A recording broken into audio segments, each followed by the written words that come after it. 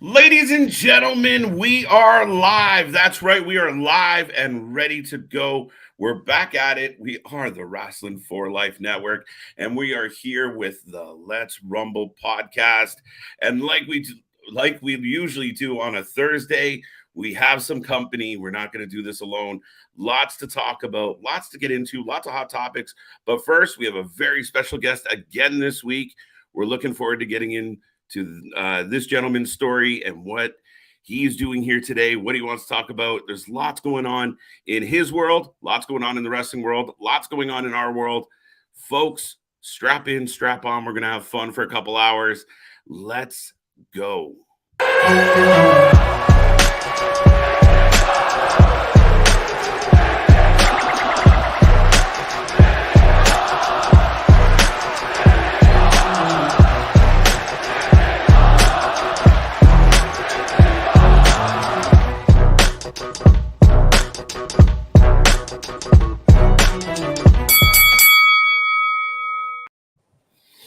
Ding, ding, ding. We are live. We are ready. Like I said, we are the Wrasslin for Life Network. We do this all the time, folks.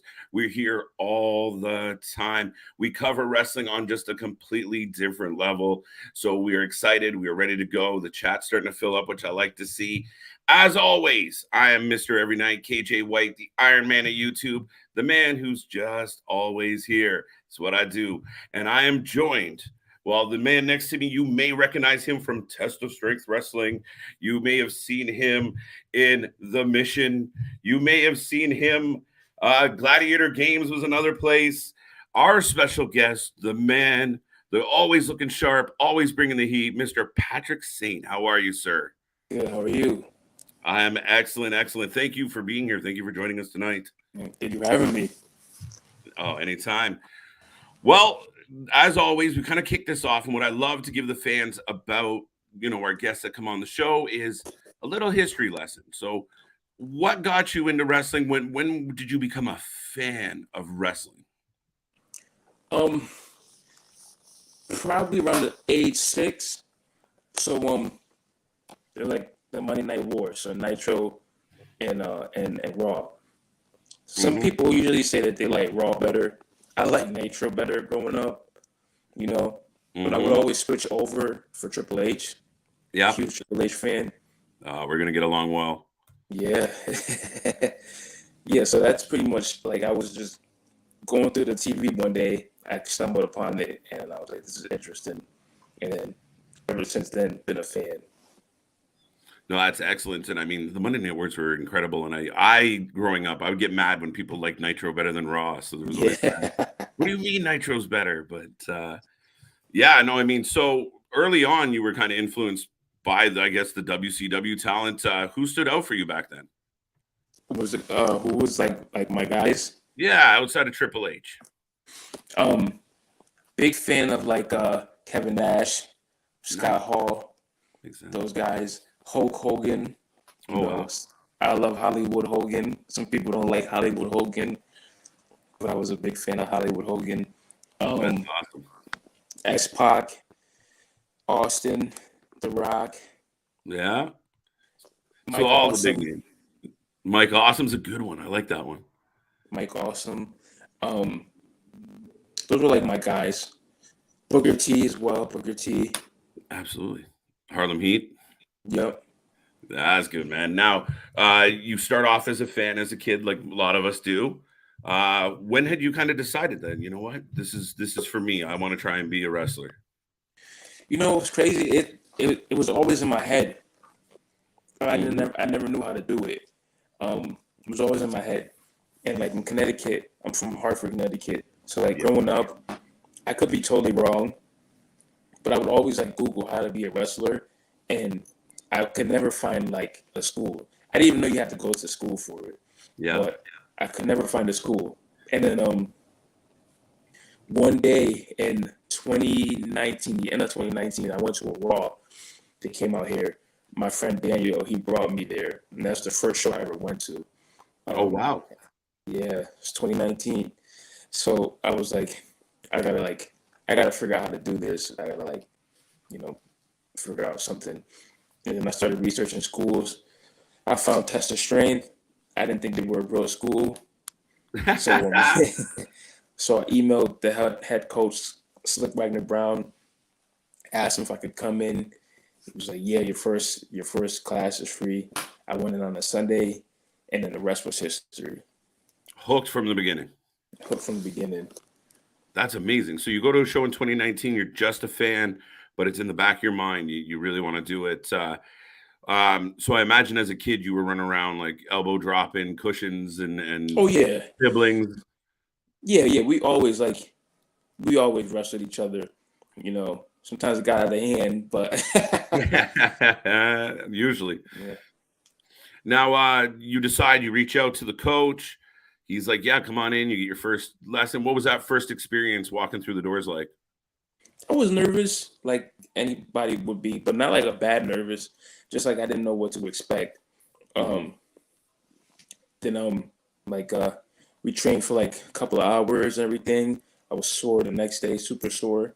Mm-hmm. But I was like, yeah, I definitely gotta come back. You know, everything fell into place. So in my journey, I was telling myself, if it didn't fall into place, it wasn't meant to be. Mm-hmm. Everything fell into place, so it was meant to be. Right. Now you get in there and you got to start taking bumps. What was the first overall, like, what did they run you through? How did you feel about it? The cardio aspect. Yeah. How did that go? The cardio aspect was like challenging because I have a martial arts background. Okay. So, yep. Like every Saturday, I would train with the guys who would have fights coming up. We would train for 3-4 hours, and it's a different kind of cardio because it's fight cardio. And when you get into a real fight, that cardio that you have is cut in half. Yeah. So it pretty much was like that cardio that you're cut in half now from the cardio that you think that you have, and then you have to build ring cardio. So ring cardio is a different kind of cardio. You know, and then like learning how to put a story together. Now, doing my research for this interview today, putting the story together is something I think that you're mastering pretty damn quick. I'd say, like, a lot of what you do has a deep story to it, or like at least you guys are telling a really good tale. Obviously, you with who do we got? Evie De La Rosa, Damien or Damien Demand. How does he? Yeah, and then Brothers of Greatness, The Mission. I like a lot of what you guys are doing. I mean, those promos have been solid.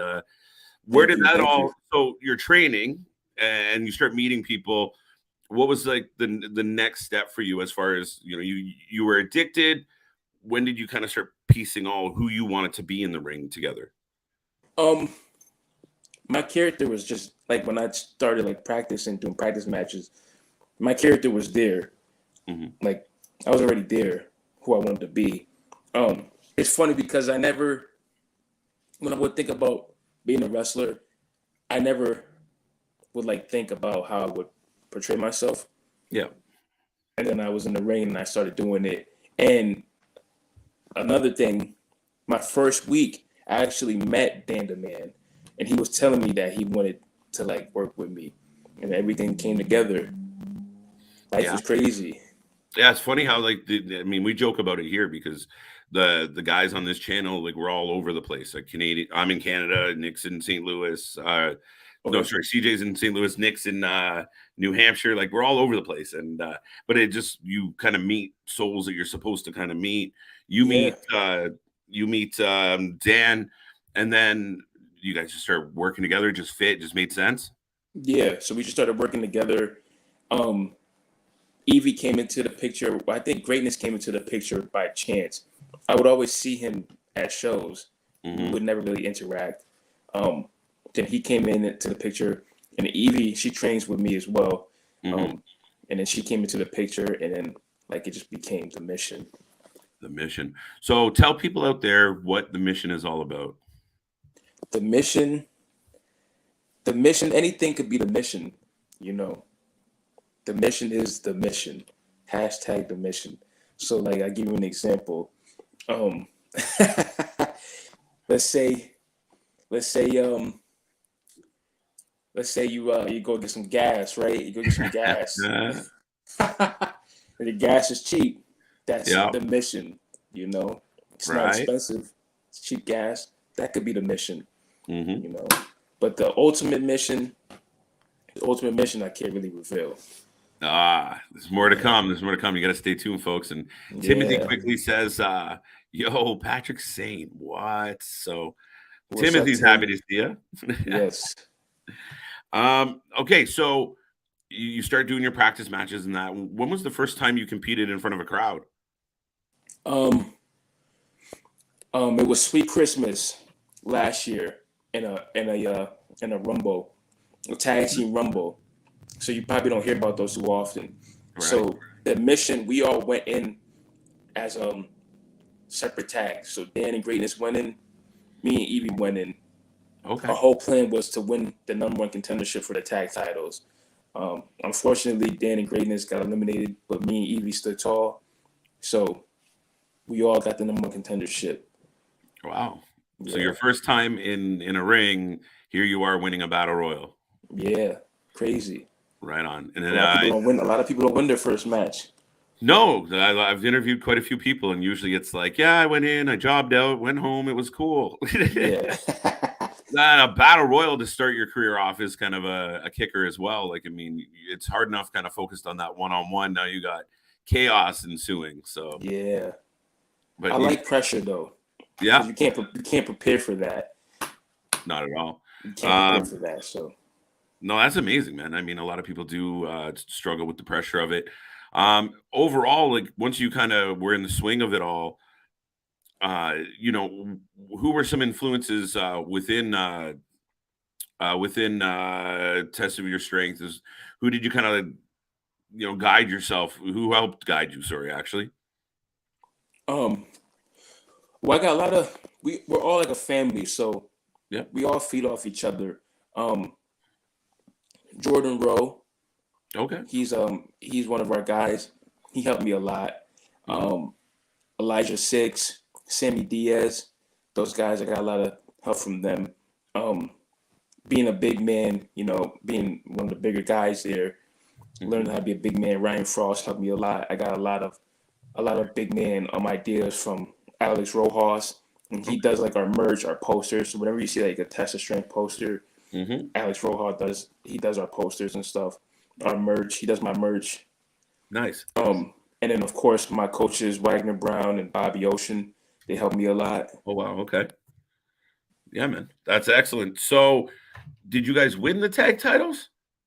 No, man. Test of Strength, their management, they're screwing up, bro. That's right. That's okay. That's what I thought. They screwed us out of our tag titles a couple of times. So now, Lucas Chase and Danny Miles, they have the tag titles. Yes, and I imagine the mission is still to get those tag titles at some point. Well, now, you know, Dan might be wanting to get those, but I want to get the K1 Classic Championship. Nice. So the K1 Classic Championship is from Killer Kowalski's legacy. Yeah. Because my coach Wagner Brown, he was trained by Killer Kowalski. Yes. Yeah. So the title is in his honor. Right now, there's a wrestler named Ichiban. He's a mask guy. He has the championship. I came this close to winning it, but you know things didn't turn out so well. People have a different opinion on how the match should go. I had a different opinion on how I could finish the match, and it ended up costing me the match. It's not good when that happens. Yeah. Now that, like, I mean, that's kind of a crazy story in the sense of, you know, 2019, you're trying to figure out how to get involved. You know, a year later, you're getting in the ring. You're training. You've been training for a year solid. And now here we are at this time, and you're in this groove. But I mean, it's been a short turnaround by a lot of standards. Yeah. You've done this quick time and looking good doing it. Thank you. Appreciate it. Thank you. Now, obviously, the sky's the limits for you. Like you're doing a lot of work with Test of Strength. Beyond that, you know, obviously you've taken some other bookings around. You seem to be having a lot of fun just kind of mixing it up. What is your preference as far as you know, obviously the big man style, but you know, how do you see yourself when people say who is Patrick Saint? I see myself as a different. Like I'm a big man, but I'm different. I don't think we've seen Patrick Saint before. I'm one of a kind, which I feel like everybody should be one of a kind, right? But I feel like I'm one of a kind. Some people try to book me into like the rock category because I wear the Versace shirts. Yeah. The Versace shirts, I didn't even remember that he wore those shirts. I do nothing that The Rock does. Right. So I don't get that. People always want to put you in like a box, Oh, absolutely. What I would love to do is I would love to try strong style. I would love to go to Japan and learn strong style, because I feel like that would complement me and my style more. I want to start showing more of like my my martial arts background. Yes. No, that'd be amazing. And I mean, like you said, you do have that martial arts background. Obviously, New Japan being, infamous with that strong style. Obviously that becomes part of your mission is growing beyond where you are now, continuing to grind and go global. Oh, yeah, absolutely. Be everywhere. Absolutely. Absolutely. That would be ideal. Yeah. No, that's amazing, man. That's again, it's been a quick turnaround and not a whole lot of time watching you kind of develop it and not even develop anymore. Just you're on the scene, like you're in the mix of it all. But obviously you feel like, it's early, it's new. You're working on, you want that strong style. What other aspects are you kind of trying to improve? What things you're still working on? In terms of like things I want to improve, I want to I know it's maybe a little frowned upon.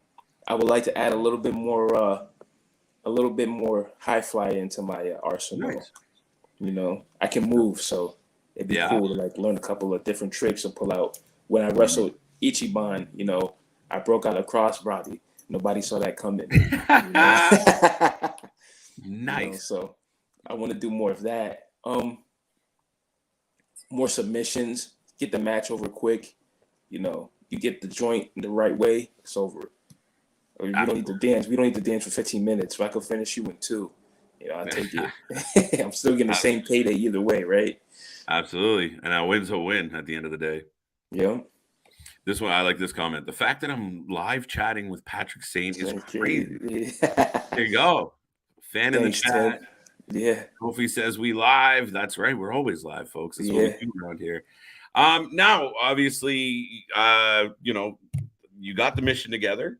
And from what I gather, I mean, you're not a fan favorite. You're not a baby face per se. Is that generally your style? Like you kind of thrive on being that heel? The fans, they made me. They boo me. I don't do anything malicious. They just boo me. They don't like me. But some places I go, they do cheer me. Yeah, they do cheer me. So with that being said, I mean, you've been in the ring, you've been cheered. Did you really like kind of drawn? I've seen you rip up a couple fan signs and stuff. Like you seem to enjoy it when they're kind of getting into it. Yeah. The signs were crazy, man. I felt like they were disrespectful. I had to rip them up. Right. Some wrestlers wouldn't do that, so that's impressive. But now you're with the mission. Obviously, you guys are kind of doing your thing.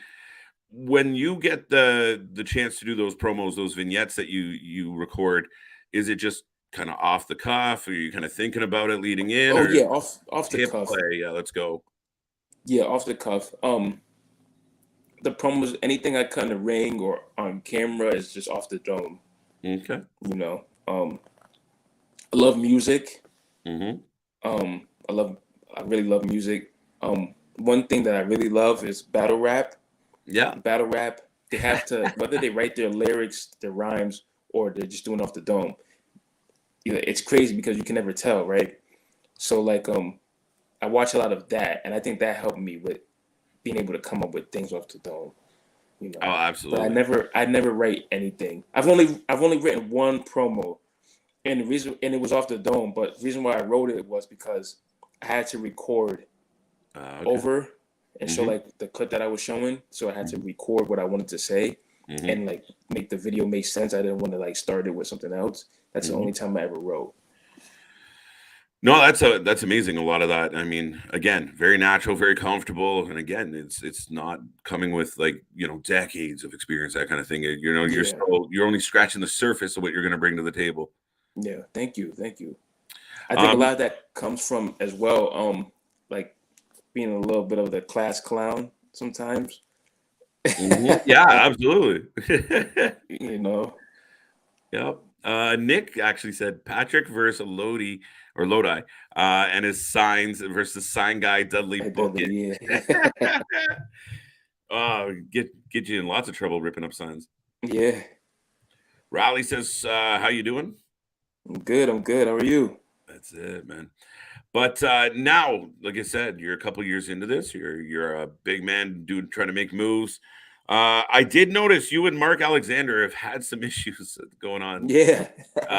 Is that's ongoing, correct? Or for now, I think it's settled. I think he learned his a little lesson. settled? Okay. I think he learned his lesson. Yeah. Now you had a couple, a bit of a rivalry with him. What was he like to get in the ring with? Oh, he's a worker. He's a wrestler. He's a wrestler. He's hard hitting. He doesn't look like it, but he's hard hitting, and he's kind of hard to beat. He beat me. A couple of times. I beat him a couple of times. Yeah. He's definitely one to keep your eye out on. Mark Alexander. Absolutely. We came up together. Yeah. In terms of training, yeah. Okay. Yeah, he's definitely gonna be he's definitely one of the future guys in the business for sure. Well, that had to definitely help you with your development here. Like you said, it's a small little family that you guys are like blood, and you come together. Everybody wants to do this, wants to see the best, and I mean, when you got that around you, it really does help you kind of grow and evolve quick. Oh yeah, for sure. We hear stories about back in the day, how it was back in the day. It doesn't seem like how it is now in terms of having like that family aspect, that camaraderie, and even trying to help out people that are coming into the dojo, and trying to make them embedded in our family. Yes.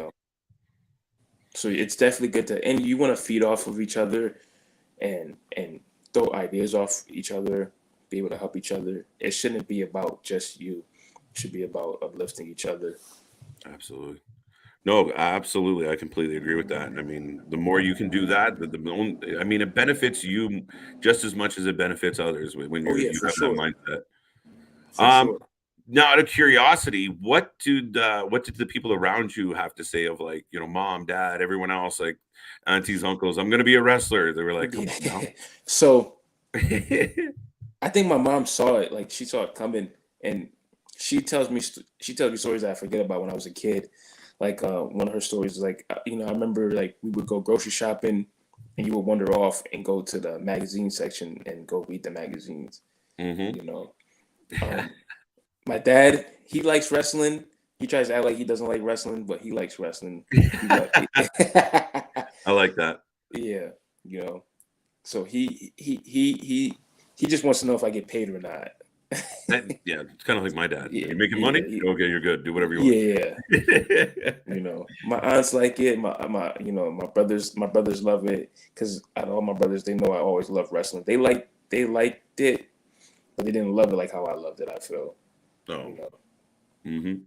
What were your friends like? Did you ever get your buddies and that to come out to the show? Yeah, they love it. Yeah, they love it. Right there with you. Yeah, nobody's came to a show yet. Everybody's busy, right? But that's fine. I'm not holding, I know everybody's busy. I understand, They just wait life for you. Happens. They watch they watch it. They watch the clips. They watch the matches. So that's good. That's amazing. Yeah. Raleigh has a bit of an impossible question, but I will throw it up there anyway. But Patrick, if AEW, Tony Khan rang you, then Triple H rang you, where would you go? That's a really good question. It's a really good question. It depends on who rang me first. There you go. Who's got the quicker dialing finger? Now, obviously, I mean, everyone's got, like any other sport, there's a pinnacle to this and where you want to be. And I mean, I know that's an impossible question in the sense of, I think we'd all be happy if either one of them knocked on the door. But you said you grew up a WCW fan. Obviously, that went by the wayside. Did that then turn you into a WWE fan for the last while? Yeah, I didn't dislike WWE. I like WCW better. Okay. I like it. But yeah, I've always been like I would always watch. I would always flip back and forth, back and forth. That first hour of WCW was cruiserweights. So I liked watching the cruiserweights move and everything. Right. And then when Triple H came on, I was a big Triple H fan. Austin, he was always getting arrested, it seemed like. Every week.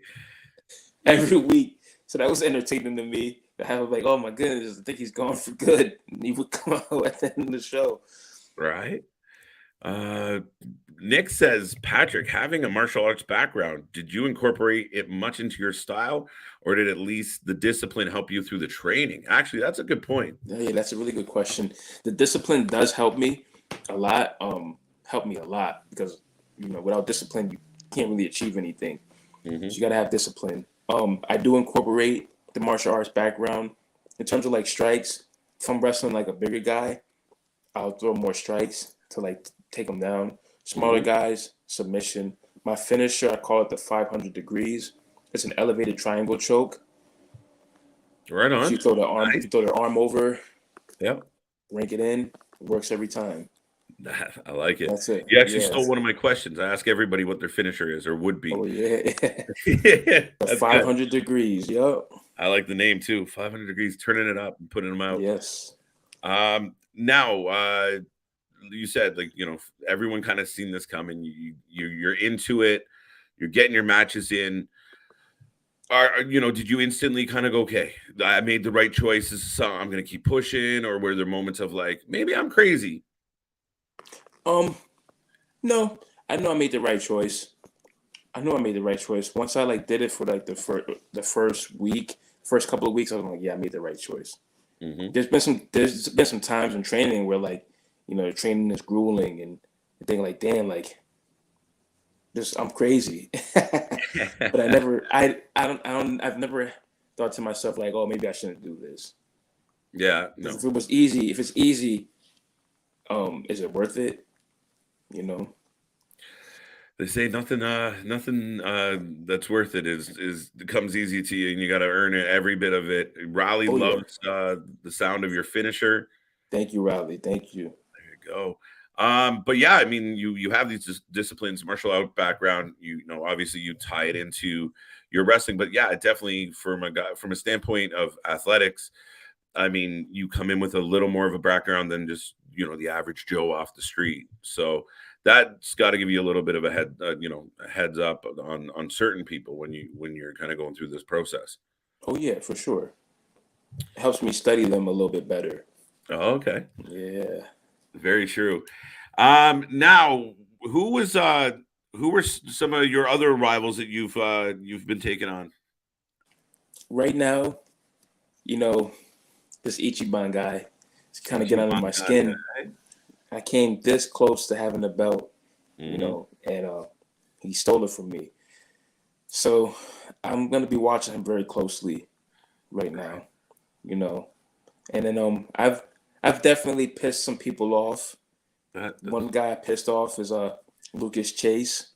Oh, okay. So I have my head on the swivel for him. He has one half of the tag titles from Test Your Strength, And I heard some backstage that he wasn't too happy when I jumped him.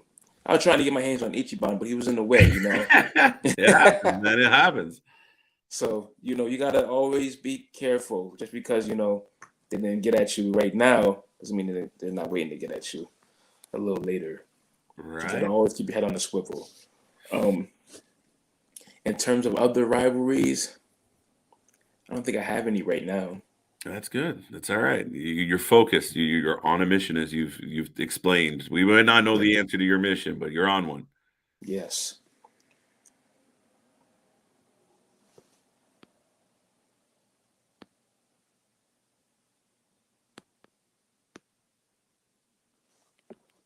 And I'm back. Sorry, Patrick. No, you're good. Oh, you gotta love technology. Damn it. Yeah, it's all good. But yeah, no, sorry about the little blink there for a second. I just decided to leave the page. We're good. But Ronnie's saying hello. Here's a good question for you, Patrick.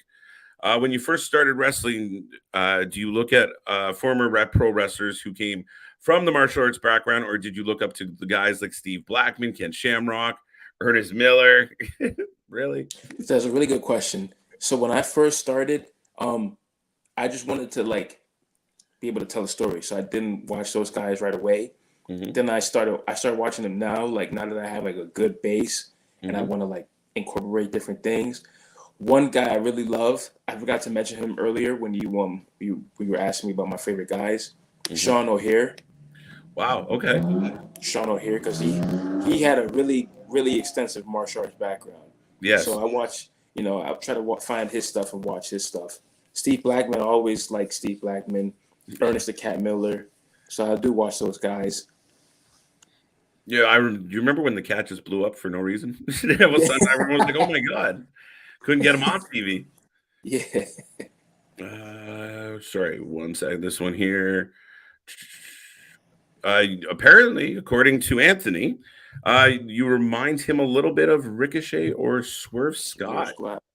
Thank you, man. I appreciate it. I don't do what Ricochet does. He's not human. No, he's athletic as hell, but and again, a little bit of a different style overall with you being a little bigger. Yeah, I like my martial arts background is Brazilian Jiu-Jitsu and Muay Thai. Okay, nice. And are you still actively doing that? Oh yeah, for sure. Amazing.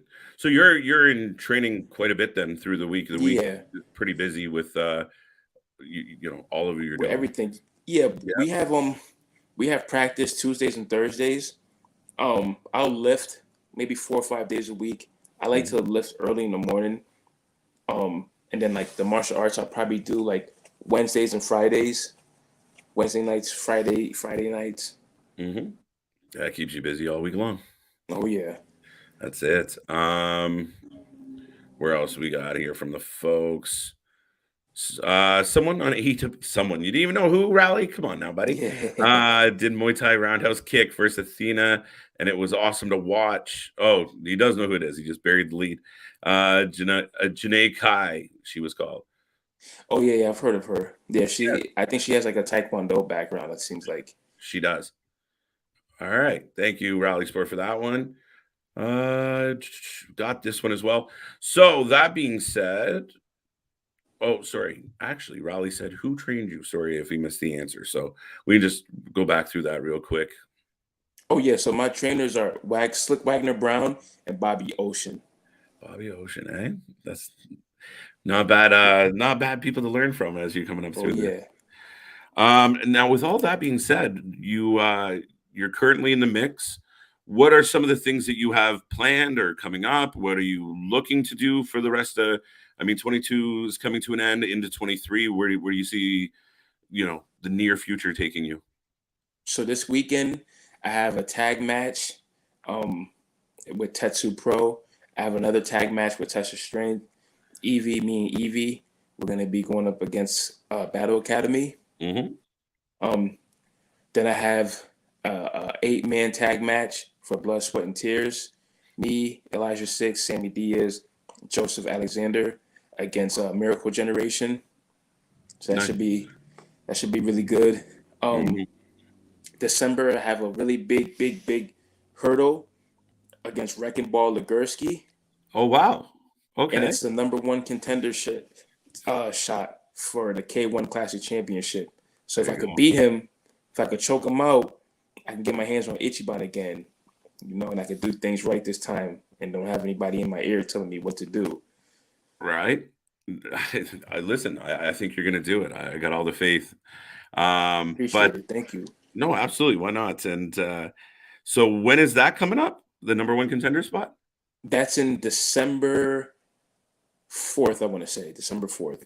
All right. So good luck on that one. And I Yes, I mean, appreciate it. that's some tough competition. But Oh yeah. let me do a couple questions. One, now you've had some experience with tag matches. You do want some singles gold. How do you feel about the two comparables? Like, where do you feel like your skill sets kind of fit or align well with the tag team versus being a single? I love tag team matches because you have extra help, right? Right. If you're dealing with somebody difficult, you have extra help. I love to shine. I like single matches more. I always see myself as a singles competitor. Okay. So I love singles matches more. I can showcase more of myself. With tag team, you're in a band. You gotta share that check with the band members. Nothing Right. wrong with being in a band. You gotta share the spotlight with the band, but Right. you know, You want it all. yeah, I want it I'm all. okay with that. Now that the other question was, obviously, one of the big topics in wrestling forever, I guess, would be intergender tags, and mixing it up, and Mhm. again, males and females. How do you feel about it? Obviously, Evie's a big deal. She ain't messing around. So Yeah, it's cool. It's cool. Intergender is all right, in hmm my opinion. I would rather just stay singles hmm and go after like my male counterparts, so I can like get the focus on what I came into this business to do, win the championships, win all the single titles I can, right. you know. I hear you, man. Patrick, when you first started wrestling, was it hard to adjust learning how to fake punch? We don't use the F word on this Hey, yeah, I channel. don't You know know what fake better, means. Anthony. I don't Um, know what fake means. right? Yeah. But was it an adjustment going into work mode opposed to, just cracking guys in the head? Yeah, not a little bit, you know. Um, like I know how to throw a kick, a punch, so but I Mm, don't have to throw a punch. mhm. I don't have to throw a punch because I could just grab you, throw you. That's Why do it. I need a punch? Right. Well, and I mean, with that, I believe the hardest part of all of it is just the mechanics, right? Like, Oh when yeah, you're in there, it's the synergy. You got to hit the right spots. You got to be in the right place. oh Um, yeah, or you do have those moments that don't look so well, and even some of the simplest of moves, as people think they are, if you don't hit them right, you tweak something, it's not comfortable, it doesn't look good. So I yeah, mean, that had to be the biggest part. It's just getting down that technical side of things, trying to get your body in the right place and yeah. Get your work and body things like right and learning how to be relaxed because once you're in there and that bell rings, it's not really about you anymore. It's that. about people watching, you Absolutely. know, and you want to give them the best that you can give them by performing the best that you can. If you can't relax, if you can't be calm and not think about the bull, can I cuss? Yeah, bull. The bullshit, then you'll be good. Yeah, it's all about that focus at that point, right? Oh yeah, focus. Yeah, you got to be focused, relax, breathe. You know, Don't blow up. don't blow up. Don't blow up. Quick, easy question from Anthony. But any guys out there right now that you're like, one day I would love to have stepped through the rings and see that guy on the other end. Um, that's a good question because I never really put thought into that. I Yeah. just been thinking about like moments hmm in terms of like who I want to wrestle. If I had to say one person off the top of my head, Bobby Lashley, Brock Lesnar. That's two people. There you go. Brock Lesnar, um, Kevin Owens, Roman Reigns. Yeah. Roman Um, Reigns is money. oh, Roman Reigns is bro. Like when people were booing him, I was like, no, right. he's money. He's Oh, money. Like give it time. and now he's on next level. He's styled right in. He's kind of got it all just exactly where he needs it. He figured it all out, and you can't say anything about him now. You're kind of stuck. Yeah, Even the people that still kind of shit on him, no, you're not paying attention then, yeah. You're unfortunately. not paying attention. Yeah. Um, Um. you mentioned Brock and Bobby, who wins this weekend? Good question. I'm gonna give it to Brock. Oh, okay. All I'll right, give it to all right. Brock. I think Bobby's gonna take it, so that's kind of That'd funny. be great. If Bobby takes it. He beat him before. It's true. He beat him before. What else we got here? The chat is some of the boys are chatty, so no, we read that one. I'm not reading that one again. Patrick, was promo work one of the easier things? You're a natural talker, essentially. Yeah, promo work is easy. Like Yeah. I hate to use that word easy, but I would say promo work for me, I'm very comfortable with it. Natural. I'm very comfortable with like on the fly. Yeah. No, that's good. And I mean, that's definitely one thing that stood out. I mean, you definitely have a presence for sure. So thank you. And you know, I think the cool thing about you, especially because it is such a young career, is you very much know who you are, and you're turning it up as you go here, and it's really cool to see. Absolutely, yeah. I couldn't have said it better. Yeah, that's exactly it. Right now, Raleigh kind of wanted to touch on the intergender thing as far as GCW and Impact do intergender, like Chelsea Green, Rahit Raju, Jordan Grace, Matt Cardona. How do you feel about stepping into the ring if you were going one-on-one with one of the ladies? I'd be open to it. I'd be open to it. Patrick, what is it like working cross-promotional? Is there one thing primetime wrestling tends to lack? Continuity. Cross-promotional was cool. Cross-promotional was cool. I like it. Because I like variety. I've always liked variety growing up. So I like going different promotions and seeing different kind of workers. Different rings, different styles. Yep. I like cross promotional. It's cool. Right on. Anthony wants to see you take on Rollins or Moxley. John Moxley. That'd be cool. I like both of those guys. I really love John Moxley too. I like him a lot. Would you go hardcore against Mox? I'd probably keep it simple. He wants to use weapons. I don't want to use weapons. Right. Choke him out. You're good to go. Yeah, simple. He has a choke. He has a bulldog choke. So put the bulldog choke against the 500 degrees. There you go. Tony, if you're listening, book it, buddy. Yeah. We got that. Resident Evil says, "What's up?" All right, Anthony. We'll do this one last one from Anthony, and then we'll get back to a couple of mine. Patrick, have you ever thought of looking at going to catch Russian school? What? In England, or going to Mexico to learn lucha libre?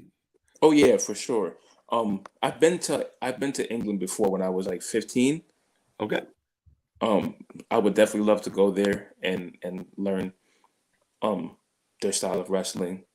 That'd be cool. Yeah, I mean England, Japan, Mexico. I'll take it. Puerto Rico, for sure. That one of the reasons why I started to wrestle was to be able to travel more. Making a living is ideal. If you can make a living, that'd be great. But to travel, if I could travel to those places, I'd be happy. I'd be extremely happy. Yeah, I mean, you definitely give off the impression that you're open to that. You definitely seem like a student of the game as far as you just want to absorb everything around you, and that's a pretty cool attribute to have, sir. Thank you, appreciate it. Thank you. Not a problem. Now, with that being said, as we're getting a bit long here, actually, but could do this all day. Do you want to let fans out there know where they could look you up, where they could find you?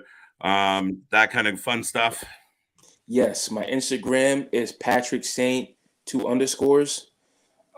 My Twitter, same thing, Patrick Saint SAINT 2_. I have a Facebook as well, Patrick Saint. If you want to add me on Facebook. Facebook's a little old school now. We don't really use Facebook, but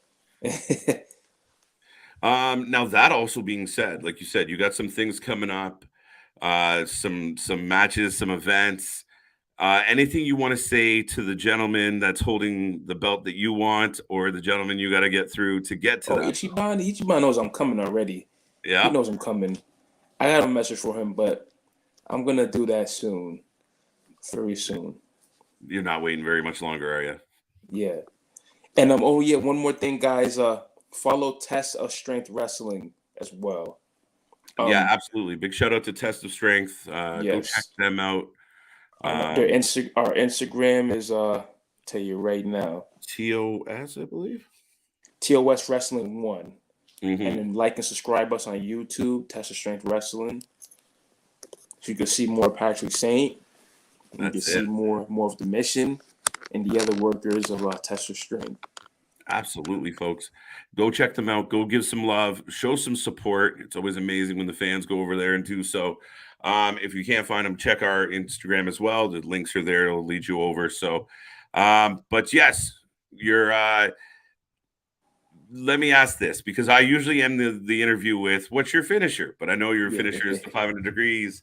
What was your, as a kid, when you were, everybody had like their favorite go-to move. What was yours? Oh, pedigree. Ah, makes sense. All right. Pedigree. I love the pedigree. Can't beat that. Very my second was a jackknife powerbomb. Yeah. Everybody got a powerbomb. Yeah. No, I greatly appreciate this, Patrick. Like I said, I mean, it's a young career, so we're looking forward to following you along. I know yourself and Mr. Big Nick, who can let himself in because I know he's back there. But I know you guys have been chatting as well. We look forward to following along with you and then touching base, seeing what's happening with Test of Strength, yourself. And I do think that belt's coming your way sooner than later, sir. Yeah, thank you, KJ. I hope so. Thank you guys for having me. Thank you guys for the support. I really appreciate it. You know, thank you. We definitely have to. I would love to do this again, maybe like a year from now. And the updates. All right. Yeah, I had a lot of fun. We'll be in touch. We'll see where you go with this all. And like I said, man, best of luck. We are so grateful that you joined us this week. And yeah, we'll definitely see you again. I know the fans are kind of interested, so we'll send them your way. Oh, yeah. Thank you so much, man. I appreciate it. Have a good one, sir. Yes, you as well. Thank you. Boom. Boom. Boom. In, one out. We're good. All right. How are you, sir?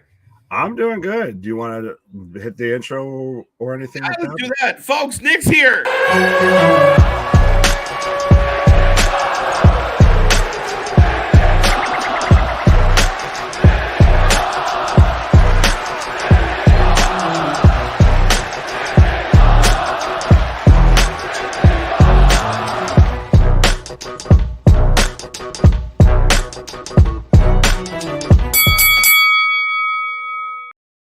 Ding, ding, ding. We are live again. Nick's here. You said that like I was goddamn Santa Claus showing up or something like that. Always happy to see you, sir. What can I say? No, I'm happy to be here. I'm happy to see everybody. Big thank you, obviously, to Patrick for coming on and doing the interview and everything like that. And that's one thing, obviously, because we do exist besides the channel at times. We're not always live. As much as we might seem it, we're not always live. That's the good thing about doing this is, getting to meet guys like that, getting to, chat it up and, get to know Patrick, get to know all the guys that we've met over through Ireland and everything like that. And even still got plenty more people rolling through and everything like that. It's getting, dipping our toes into the wrestling world a little bit makes this all more fun. I completely agree. I mean, from every standpoint, I mean, from meeting people like yourself to meeting people in the chat to meeting people on, trying to make their dreams come true just as much as we're trying to make our dreams come true. I feel like I should have put a what in between every single one of those. Slacking, sir. Right. But still early in the night, though. That's how. Yeah, it's still early. We'll get some what's in. I'm sure we will. But no, big shout out to Patrick. Big shout out to Test of Strength. Go check him out. I mean, he's doing really good things. As I was doing my research, going through some of those vignettes and some of those promos, he's got a way to talk, and you're like, okay, because that's usually that swag. He's definitely got that swag. He's definitely got a confidence where, I think a lot of times with younger wrestlers, they get the in-ring stuff real quick, or as they figure it out, especially if they're kind of gifted athletically, and it's that personality and everything that takes a while to figure out.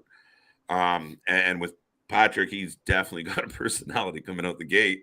Oh, absolutely. And I mean, we're kind of the home of personalities. So, I mean, it's kind of only fitting. But speaking of personalities, and I guess if we're going to still talk through everything that's going on in wrestling, everything like that, speaking of somebody that's already got that charisma that shines through and everything, I just kind of need to do this check real quick. Are you feeling Usi, sir? Yes, I'm definitely feeling Usi. Is everybody in the chat feeling Usi? Is everybody there watching along feeling Usi and everything? I just want to take this moment to make sure that if you're not feeling Usi, this is the channel to feel Usi at. So make sure you hit that like, share, and subscribe button and everything. Pause. But yeah, no, absolutely. That was not like this is your life rock for the modern era, I feel. That might be high claim, but it was. I mean, again, if Sami comes out and does like a celebration of the bloodline or something, which I mean, now that we put it out there, let's put that out there. Right? That's so crazy as usual. To me, because it wasn't that big kind of over the top segment, it wasn't really even supposed to be remembered for what it is remembered for. I think it did turn out to be one of those, like, we will be talking about that 2, 3, 5 years from now, without a doubt. Like, it was one of the best wrestling segments we've had in a long time. And it was organic. And generally that's what the best part is when it's organic, right? Oh, absolutely. And that's the thing, is it's no better. Sami Zayn is the best thing right now in professional wrestling. And that's such a, like, who had that on your 2022 bingo card, because you're full of shit. But it's just fantastic of this man and it's so funny how when he was doing the whole conspiracy theories thing and everything like that, he was doing the same shtick. It just didn't get over. And now it's with the bloodline that it's over like Rover. It's become the meme that will not end. It's fantastic. Yeah. Oh, and it just keeps coming. Like, what's next week? And then even like the little, like, they did that side back interview with Waffle House. Make sure you go to Waffle House. Waffle House. Hashtag not sponsored, but yeah. You see the guy sitting back just smiling like, this guy's fucked. Who brought him? Right. I feel like I can halfway relate with Mr. Sami Zayn there a little bit. This guy's fucked. Who brought him? Oh man. Like, whose friend is this? Right, exactly. Who invited him? Did you? No. Right, no. And then everyone's hand goes up. We all did. Right. He's crazy, but we like him. But now it's interesting because I've heard this, and I want to get your feelings on this because I know you're a big fan of this guy. That KO has kind of been pulled off of TV, and he's kind of now sitting on the sidelines because he was supposed to, I guess, allegedly be put with Sami. Yeah. And like what I said, how we were going to get that, eventual get together, and then they split. But this Sami thing's gone on so well that they don't know what to do now. No, I mean, it's good. I think we've talked before about both promotions, the major promotions, that is. And some of the mistakes I feel they've made is that once they've kind of committed to a direction, they don't really read the room and they just keep going, right? It's like you, on the way into the dance, you're like, man, I can't wait to break dance. And you walk in during a fucking slow song and you just break out your cardboard and start going. Everyone's like, and that's where at times they don't pivot, they don't change. So the fact that this blew up the way it did, and they didn't just, 2 weeks from now it just ends and KO runs into it. I like that they're letting it go. It's organic, it's growing. And you know what? I'm okay with KO not being involved in something just for the sake of being involved in something. If you have an angle for him or something to work, great. If not, let him have a pause, let him have a breather, let us miss him a little. But there will come a time, right? Right. Yeah. It goes back to, I mean, you've even seen it I've been on it about it with MJF and everything, about with them trying to make him babyface and all of that. And what we might be halfway potentially seeing with Seth Rollins, because now he's getting cheered and it feels a little bit like they're teasing him, maybe trying to do a babyface turn with him. Sometimes you just official. Need. What's that? You think it's official? I think it's official for Seth. He's definitely babyface. Who was he fucking with on Monday? I should have the results here pulled up real quick. He was Austin Theory is who he beat. Yeah, he beat Theory. So I mean, that set him up perfectly because nobody wants to like Austin Theory. Theory. A low bar to jump over at this point. That's you fucking tripping, you falling over that. yeah, I just think it's a definitive of like, well, Theory's the unliked guy in this scenario, right? But Seth is over. I mean, he's getting pops. People are liking it. Roll it. Let's go. It's better than him screaming and yelling all the time. And I guess that I can tie this into the whole Uzi thing and the whole bloodline thing and all of that. But should you just let, if a heel starts to get over as a babyface and starts to get cheers and gets a positive reaction, like even with the whole it's Uzi thing and all that, that's supposed to still be a heel faction and everything. Should you just let it roll with that? And you don't want to mess with it. Just let it naturally happen. Or do you blanket babyface? Okay, sorry, we've got to, make you, the top number one babyface on Raw now. No, I think what you do is you let it be organic. Will Sami come out of this as like a darling babyface if they do it right? Yes, but while you're into the thick of it, what you stay status quo. So if you watch in these segments, no matter what Sami does, everyone else is still on point, right? We forget as best they can. Now, rumor is, and I actually finally caught a clip of it because I thought Solo held his shit together, but because the camera guy was like this and Solo was over here, he got to just be a scot free. And I was like, well, okay, Solo was just every time they showed Solo, he was back to being okay. So I didn't realize there was moments where Solo was just like, "Oh man," like. Well, you saw too. Jay got to jip back and everything, and just kind of with the long hair. Listen, Jay Uso, I feel like my heart went out to that man in such a loving, funny way because, man, he was fighting it so hard, and you got Sami's stupid face on top of his words, and he's just standing there like a kid, so excited. Yeah, man. It's one of those of just everybody went with it, and then with Jay, like you kind of have to, and especially with Roman, like to me, and I said it on stream, that's to me the most that Roman's kind of sounded, been in that realm of like The Rock or something like that. Of he was fully in that moment, still never lost his cool. Big difference from when he was, it's called a promo, kid. If you want to be the big dog, you're gonna have to learn how to cut one. So I really liked that. Was just a nice little chef's kiss on top of everything that's been going on with the bloodline, I feel. Yeah, and I think that goes back to the question you asked, Nick, as far as you have everyone just be who they are, right? Right. Roman is this guy. If the fans organically start cheering, then that's fine. And this will bleed into our discussion about MJF a little bit later.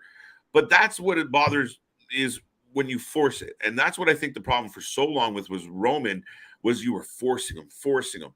If you just be you, the fans will figure out where they fall on you. And for certain people, like, there's certain people out there that no matter what they do, they can't find their way over. They just don't have it. It doesn't happen. It doesn't come to be. But Sami gets to be the goofball and everyone else. Jay's got to be Jay. Jimmy's got to be Jimmy. Paul's got to be Paul. And it organically comes to be. Now, if this happens that every time the bloodline walks out and everyone's losing their mind, yeah, maybe you look at the drawing board and you look at the writers and go, shit, okay, maybe KO comes back as the heel. Now he's pissed off. Like, what do you mean? Are you guys having fun with your buddies? You're the bloodline. Like, there's options, but you got to be flexible. And for too often, sometimes the wrestling companies aren't flexible with that. You let it kind of just make itself happen. Let the flower grow.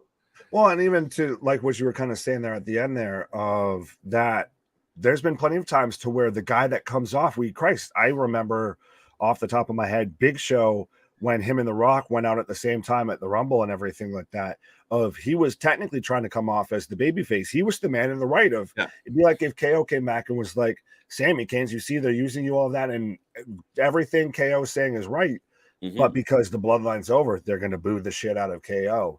And now he becomes the heel, even though he's the righteous babyface. Sometimes, Captain America's, the asshole. Yeah, I mean, again, and then we always joke, like, the Iron Man thing of like, yeah, you know what?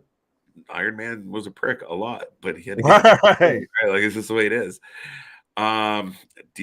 Big Rig, good to see you. Thank you for being here. Sounds funny. Big Rig from last night here. Pause. Coming in. Breaker 19. Right. Well, I hope it was a good time last night. It's always a pleasure to have Big Rig on. I was just thinking of every Burt Reynolds movie and all of that. And I was like, nope, can I hold it back? Nope. Acknowledge evil Roman. Oh, sorry, go ahead. No, so he mentions a topic I don't know if you want to talk about right quick. Of Jeff Jarrett would have known who Seth beat off the top of his head, Nick. Wow. Yeah. Pause. Roll. We're gonna Jeff get Jarrett would have known who Seth Rollins. What? AEW has stroke. Pause. So Jeff Jarrett, the hardest working man in professional wrestling. The man's gotten a GCW payday in 2022, a WWE payday in 2022, Ric Flair's last match, maybe kind of sort of NWA. Crockett paid him again 2022, and now an AEW payday in 2022. Mm-hmm. He comes back in AEW. That's the big surprise Tony was talking about for Dynamite. What are your thoughts on Jeff Jarrett in AEW in 2022? This is multifaceted. It's an interesting thing, right? You look at one company and they're like bringing in all the weapons, right? Bring back Brock. Let's get fucking Jake Paul in here, which we'll talk about. Right. Bringing out all these names, and then the lights go out and you're like, oh my God, it's Sting. Oh wait, he's got a guitar. Oh no, it's not Sting. It's Elias. It's Ezekiel. It's Ezekiel. But yeah, I mean, listen, I love Jeff Jarrett. I like Jeff Jarrett. I love Strong, but I liked Jeff Jarrett, especially his time in WCW before it all went to shit. I was really bummed out with the whole, laying down and him and Russo kind of, we got you. But yeah, I mean, overall, it's not the whole shit moment. Now, I believe that Tony did put out there that this will be more than just a in-ring thing. Like, he's coming in to help with live event. He does have a backstage deal. He's in charge of their live events, I believe, right now. I'm trying to pull up the exact tweet just because I don't want to misquote Tony Khan. Because there you go. Yeah, no, it was a funny moment. Like, I mean, it's kind of like for fans like you and I know some of the fans in the chat, like this Usi gentleman right here. We got several Usi gentlemen. So see, everybody's feeling Usi. This is a place to feel Usi. Pause. Pop me his house. What's up, Jeff? Okay. But again, it's not exactly what we were expecting. But it's sometimes, though, in wrestling, what you don't expect is the best thing. I like it, but to be billed as this is one of those moments, I think, where Tony just say less. Don't say anything, and then let it happen and let us gauge where it is. But what you do is you set yourself up for failure sometimes of don't miss this huge surprise, and people start thinking big picture, and then it's it's Jeff Jarrett, and there's a good chunk of people who are like, oh. Well, very true on that, 100%, because he's dealt with that with returns and everything like that. I want to touch on one thing after I quote the tweet and everything. Yes, go ahead. So Tony Khan tweeted, "Welcome to AEW Dynamite to the new AEW Director of Business Development, the real Jeff Jarrett. I look forward to expanding the AEW live events calendar in 2023 in future years with JJ," and then tag some other people, "and our entire great AEW team. Jeff Jarrett is all elite." Just so I can quote the man. What was the last thing you just said? I don't know. It was about Jarrett and being a big pop. If he would have said less. Yes. Because with this one though, with Dynamite going head to head with the World Series, I saw that they booked this purposely to be a more clickbaity, newsworthy, DVR-y watch afterwards. So they threw those, fish hooks out there to try and sink people in. I'll watch the World Series live, but I'll record this and then I'll watch Dynamite. Yeah, I got to see what happened. Yeah, right. Are you surprised that Jeff came out to take his issues out on Darby, or is it just that he's somewhat aligned with that group that happened to be fighting Darby? I mean, if I can have a moment here, because I very much have for the longest time been calling this WCW. I put it on a tee and you hit it. Wait, what's up? I said I put it on a tee and you hit it. Exactly. Well, it's 100% though. This has been. I understand Tony Khan has more money than any human being probably should have. Obviously, Rez, what up? What up to everybody in the chat? You may not like me after this. But so I understand that it will never truly probably fold like WCW did. But I'm telling you now, and I've been saying this is WCW just reborn, revitalized, come back to life, Tony Khan's monster of WCW. Because I'm betting you right now we're going to see Jeff Jarrett versus Sting in a goddamn match in probably 2023. And if that doesn't reek of WCW, I don't know what does. This man has more people that are on-screen talent that have backstage responsibilities than he does people that he actually puts on TV. So to me, and I honestly feel at this point, he just doesn't want me to watch his product anymore.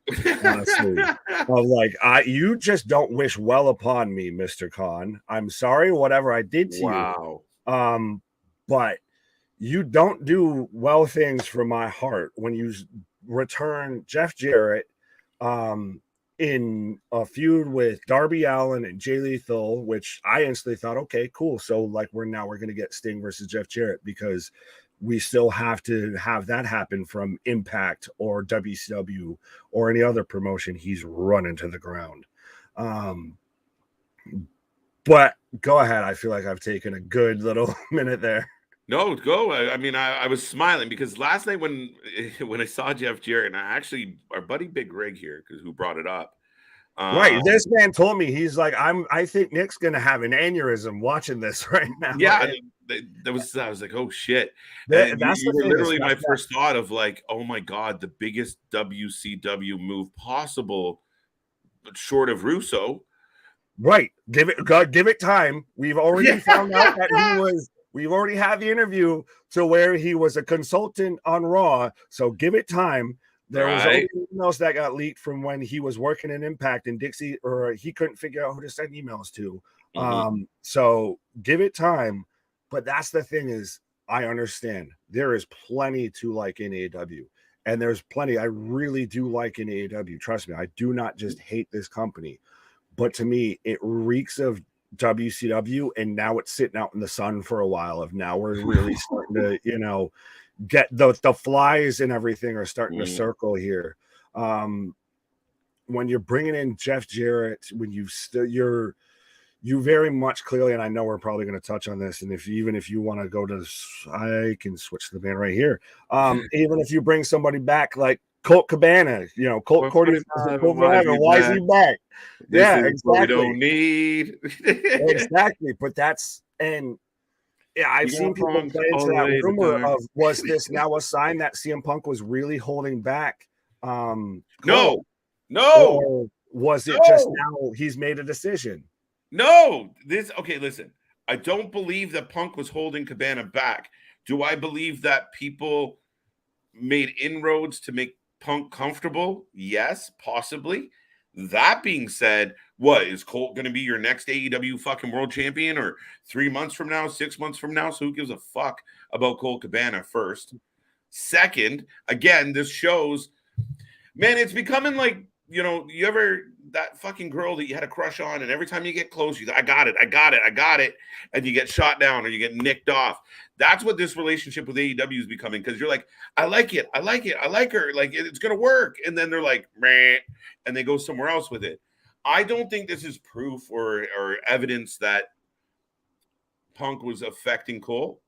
What I do think this is an absolute troll job, and I do believe Jericho was behind it. Oh, 100%. I 100% feel like this was Jericho, who wants to be the biggest name, the biggest ego, the biggest cock walking around the backstage area.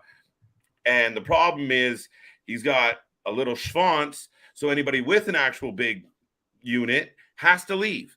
If you're a big name, if you're a big person that he feels threatened by, they're going to find ways to work you out. And we've seen it time and time again. The Colt thing, man, I'm still floored. Like, not mad. I was actually entertained by it because it was so childish. Like, it was so obvious. Well, I'm amazed it was so obvious and none of us thought it was going to happen. It's such a, like you said, it's a troll job 100%. And I mean, it worked perfectly.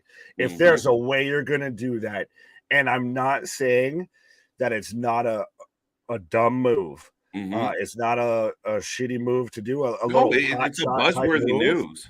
Oh, absolutely. It's, you get all the buzz, Mm-hmm. and I've been super critical of Jericho, but I will, at least with this, I halfway get it of fine, fuck it. If you're fully cutting ties with Punk, and we see that Punk might sue Tony and sue AEW. I hope he does. I'm dying for this to happen. Because I But want the if you- truth, not because I'm like a Punk diehard. I'm not. I actually wasn't even the biggest of wrestling fans during the bulk of his WWE run. Like, I kind of caught CM Punk in pieces and had to work backwards to figure out why everybody loved him so much at times. Because, like a lot of fans, there's times where we're in and out. So I'm not even a giant Punk mark. But I know when I look at numbers and I look at, business, I see what's on the table in front of me, black and white, without any feelings or emotions.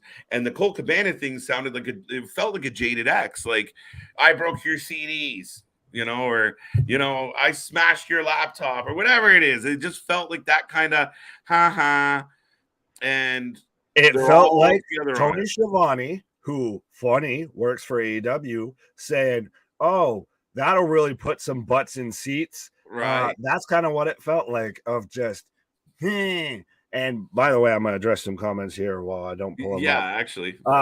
Big Rig. No, I'm not a Vince McMahon show. He doesn't even work there anymore, first off. So I guess I'm on the Papa Paul train. Pause. Pause. But yes, I don't know if you are keeping an eye on Impact or anything like that, but well, see, this is, sorry to interrupt, Nick, not to jump on that, but the comment about PJ Black, I'm excited, but part of the reason why we generally do this is I knew this was going to happen 2 weeks ago, 3 weeks ago now, I think. Yeah, that's the problem with Impact. But see, you back to the whole Jeff Jarrett thing. Impact's still recovering from the wake of Jeff Jarrett and Vince Russo, all which is reeking, of AEW stank right now. So how long until we get, instead of the Ring of Honor title, we get the Global Force Wrestling title or something like that? I mean, Christ, he's going to be in charge of live events. It's another on-screen talent that has backstage creative. Those two are oil and water. They should not mix. But back to the whole Colt thing, I like it just because it's buzzworthy. It's, at this point, fine, screw it. If you're going to shoot your shot, if you're going to dance with the devil, go, you might as well lead. If you're going to feel a certain way, or if you've made a clear decision on where you're going to head, then fucking go all out. And I mean, that's what the Cabana thing was. No pun intended. Exactly. If anybody was like, maybe Tony still loves Punk, this would be like, this move here was just like, just so you all know, we won. Here's Colt, who this all started because of. So Page gets a title shot, which he got his karma. Sorry, bro. Cabana comes back, and listen, him and Jericho almost ate fucking karma up the ass last night, because the one thing is, you ever, going back to my whole dating analogy, you have a jaded ex and they're trying to show up like, oh, look what we did, but they walk into a car while they do it, then you get to laugh. That kind of happened last night, where I'm sure when Cabana came out, somewhere on this planet, CM Punk was like, holy fuck, can you believe they did this? And then they get up on the top rope and fall off. Broke everything in his house that night. Well, at first. And then they start botching, and then they fall off the fucking turnbuckle. And Jericho's holding his head like, what did I do? And then Punk goes, oh, yeah, they're idiots. Never mind. So, now I'm almost tempted of which way do you want to go coming out of this? Do we want to talk more a little bit about CM Punk right now? Do we want to talk a little bit more about the Elite? Or do we want to talk about Jericho? Fuck, it's loaded. It was funny earlier. We were like, but this is full. We got full rounds here tonight, folks. You let me know where you just click. Well, I'm good with Fine. whatever. Well, I'll first start with Ocho. Oh no, and I feel like that fits perfectly when you're talking about them botching and everything like that. Fuck, if Because you're gonna be an asshole, you got to be good at it. You can't be a fucking hapless prick. That's the problem. well, my big thing, and I've been on this all today. Of he's still halfway, kind of, sort of, peripherally, maybe kind of, sort of feuding with the Blackpool Combat Club. Kind That of. feud has been going on since June. I looked that up because that's when we got the match at Blood and Guts, and that's, I guess, what you want to maybe bookmark as the start of this. And he's still he's dragged everything with him now through the mud and everything like that. And I get that people that are big fans of AEW, and I get that he is, at least for right now, helping to try and right the ship. I will give him credit on that. And I guess a lot of people that might be sourced from Chris Jericho are saying that he's doing a lot to help the ship. Funny, it's not a cruise ship that he's helping writing. But I do like that he might be an influence, but it's still, he's got that Hulk Hogan, that Kevin Nash syndrome, of my shit's still gonna go over, bro. Yeah, that's always been the interesting thing. And I know Big Rig and I talked about last night of like, he's had decent angles that he just had to add that little, but then I go over. Right. Now, here, I'll give you a perfect example that exists within AEW. Billy Gunn, an older gentleman in better shape than Jericho. I would support Billy Gunn as world champion before I would support Jericho as world champion, just on optics. Billy Gunn looks great. He fucking sounds great. He's over as fuck because of this whole daddy scissor thing. Now we got foam scissors kicking around. It's fucking crazy, Nick.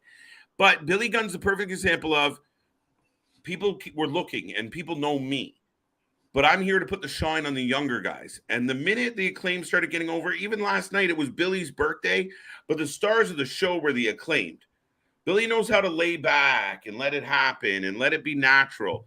Where if that was a Jericho segment, Jericho would have had the mic 90% of the time, and anyone else who had the mic would have been just getting him over. And then he probably would have hit one or two of them with a move to look cool and leave. Jericho doesn't have that same ability to lay back and let the young stars shine.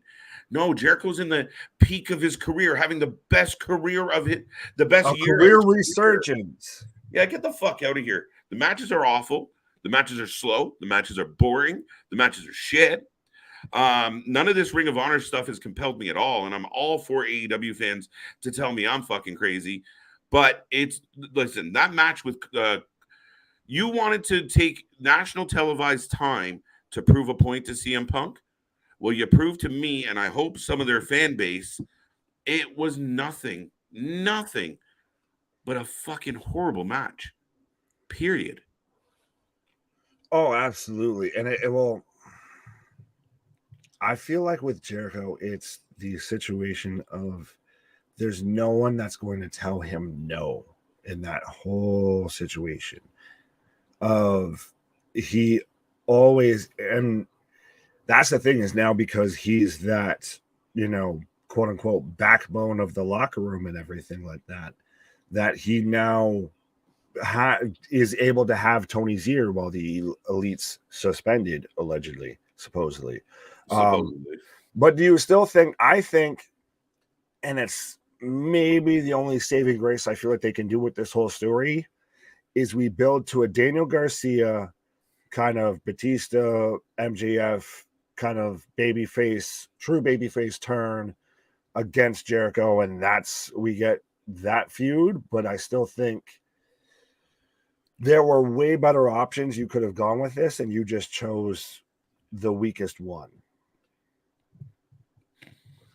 Yeah, pretty much. And to be honest, I had to look it up. Like, what was fucking Cabana the champion? When was he the champ? I had to figure it out. He was a tag team champion, oddly enough, and funny enough, and trolling enough, with CM Punk. With CM Punk, right?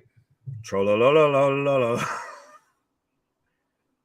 But yeah, man, It's not good. Like I said, to me, the last 4 weeks has just been fucking Jericho and the Jericho Society, and there's Sami in a segment and Danny in a segment and this one in a segment. Diet Coke and Coke are yelling at shit.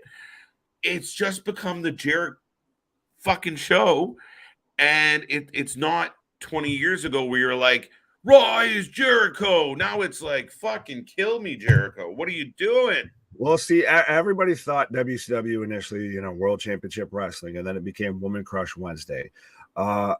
I think at this point with AEW, it's become Wrestler Crush Wednesday, of just whoever Tony's crushing on at that week is who gets the predominant spots on the show and everything like that. But speaking of CM Punk, though, so now he is supposedly going to sue AEW. A lot of people are saying that he's done with professional wrestling. Meanwhile, now that Colt's on TV, you're seeing reports saying, well, that didn't go unignored in Stamford, Connecticut and everything. So I did see that. What's next for CM Punk? What's next for CM Punk? If I was CM Punk right now, I'd be sitting at home going like this and just wait. You're injured? Fuck it. Let the injury play out. You have time to wait. That's fine. Let people forget about it. Let this wall fester out. And I don't think we'll see. We'll see over the next few weeks. All these vignettes about the Bucks returning.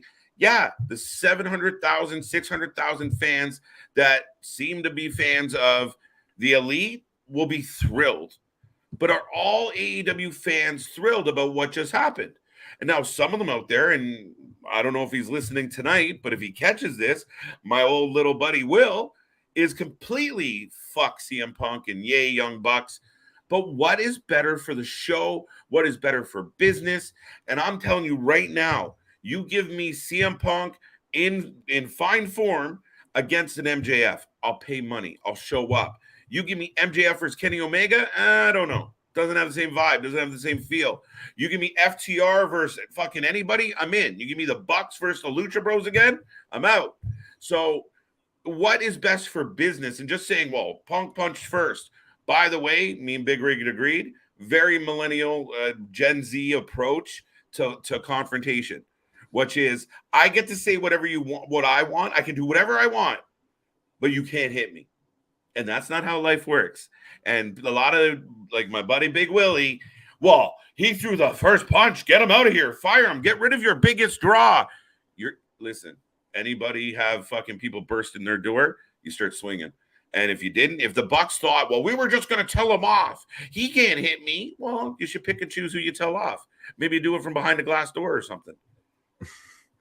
Well, I'll get to everything that you said in a moment because I very much a lot. There's a lot and there's parts I agree with and everything like that. But I do want to say shout out to NYC, Victor, everybody poking around, everybody in the chat, all of that. Obviously, this is kind of our moment where we kind of get to clearly just kind of shoot about topics and everything versus just tag team in the stream, folks.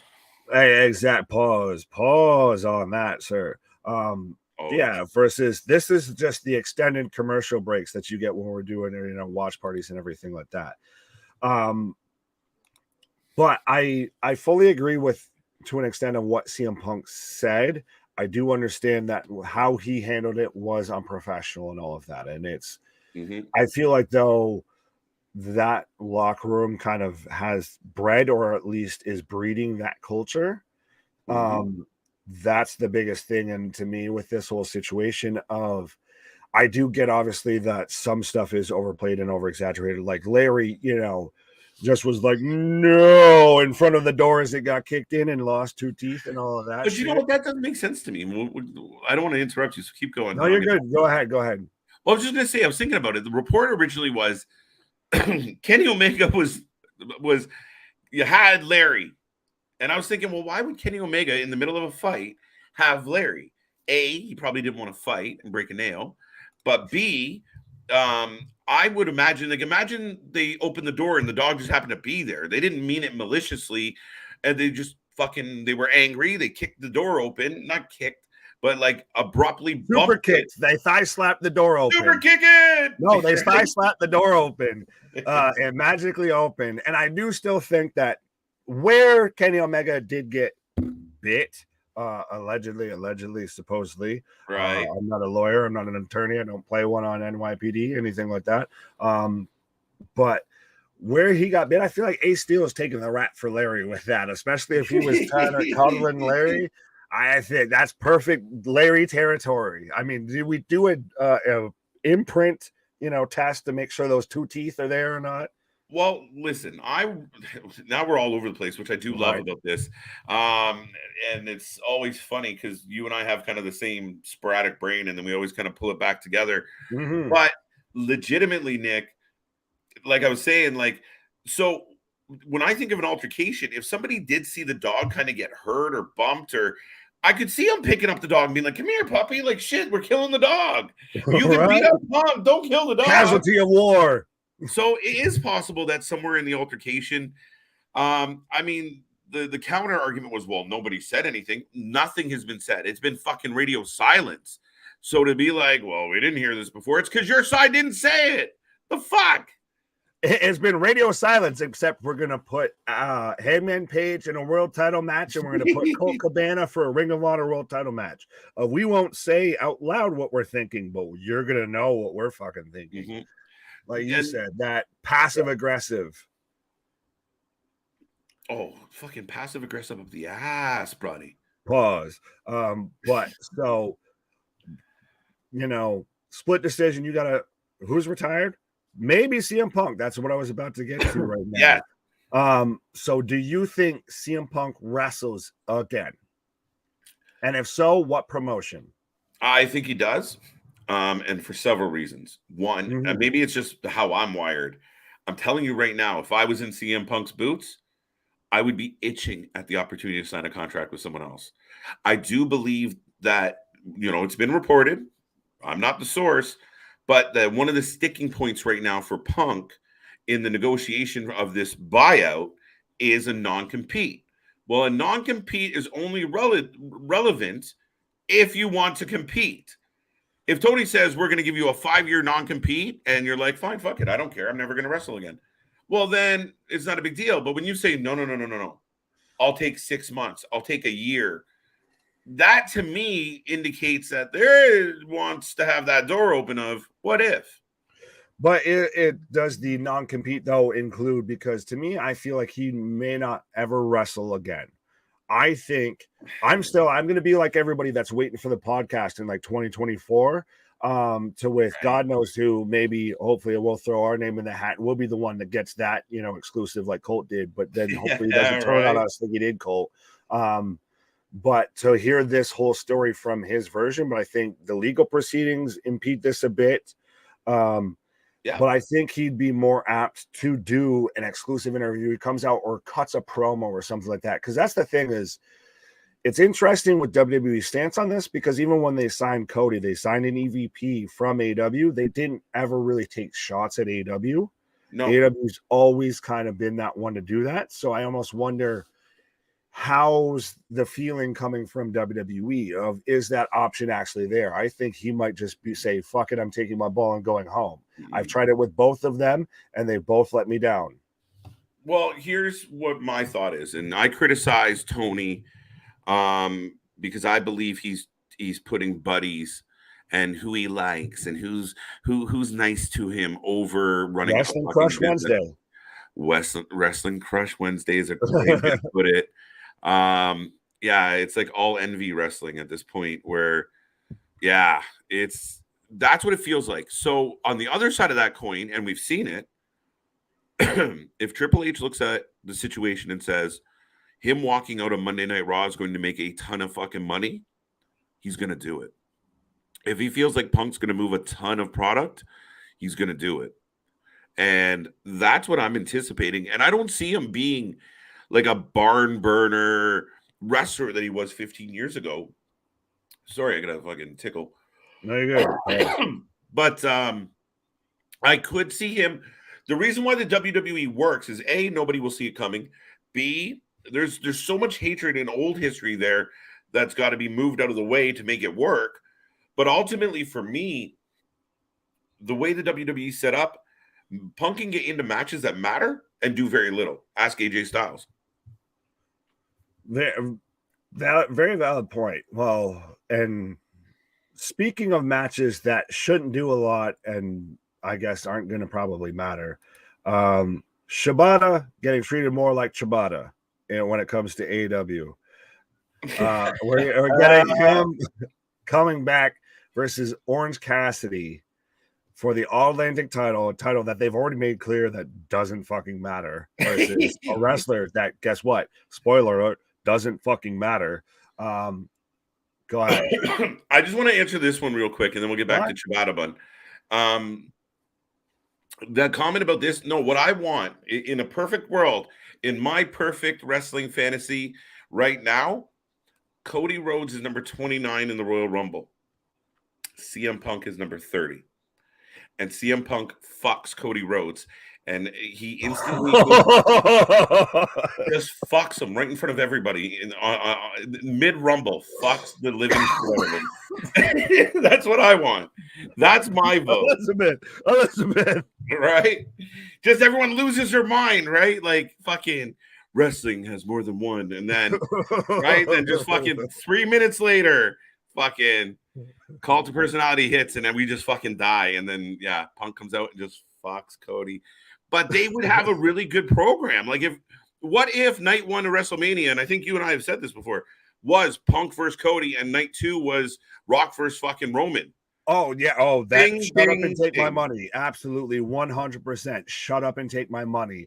And especially if Cody has to sit there and, I don't want to use this term, but I feel like I'm going to have to, of quote unquote, shill for, other promotions or, stuff that he did and all of that. If they don't fully name AEW, they don't fully name the Elite or whatever, but they make it kind of that halfway worky shooty between Punk going, just letting him say what he wants to say about that company, and Cody having to sit there and halfway defend it of like, I kind of started this, so I have to defend it. Yeah.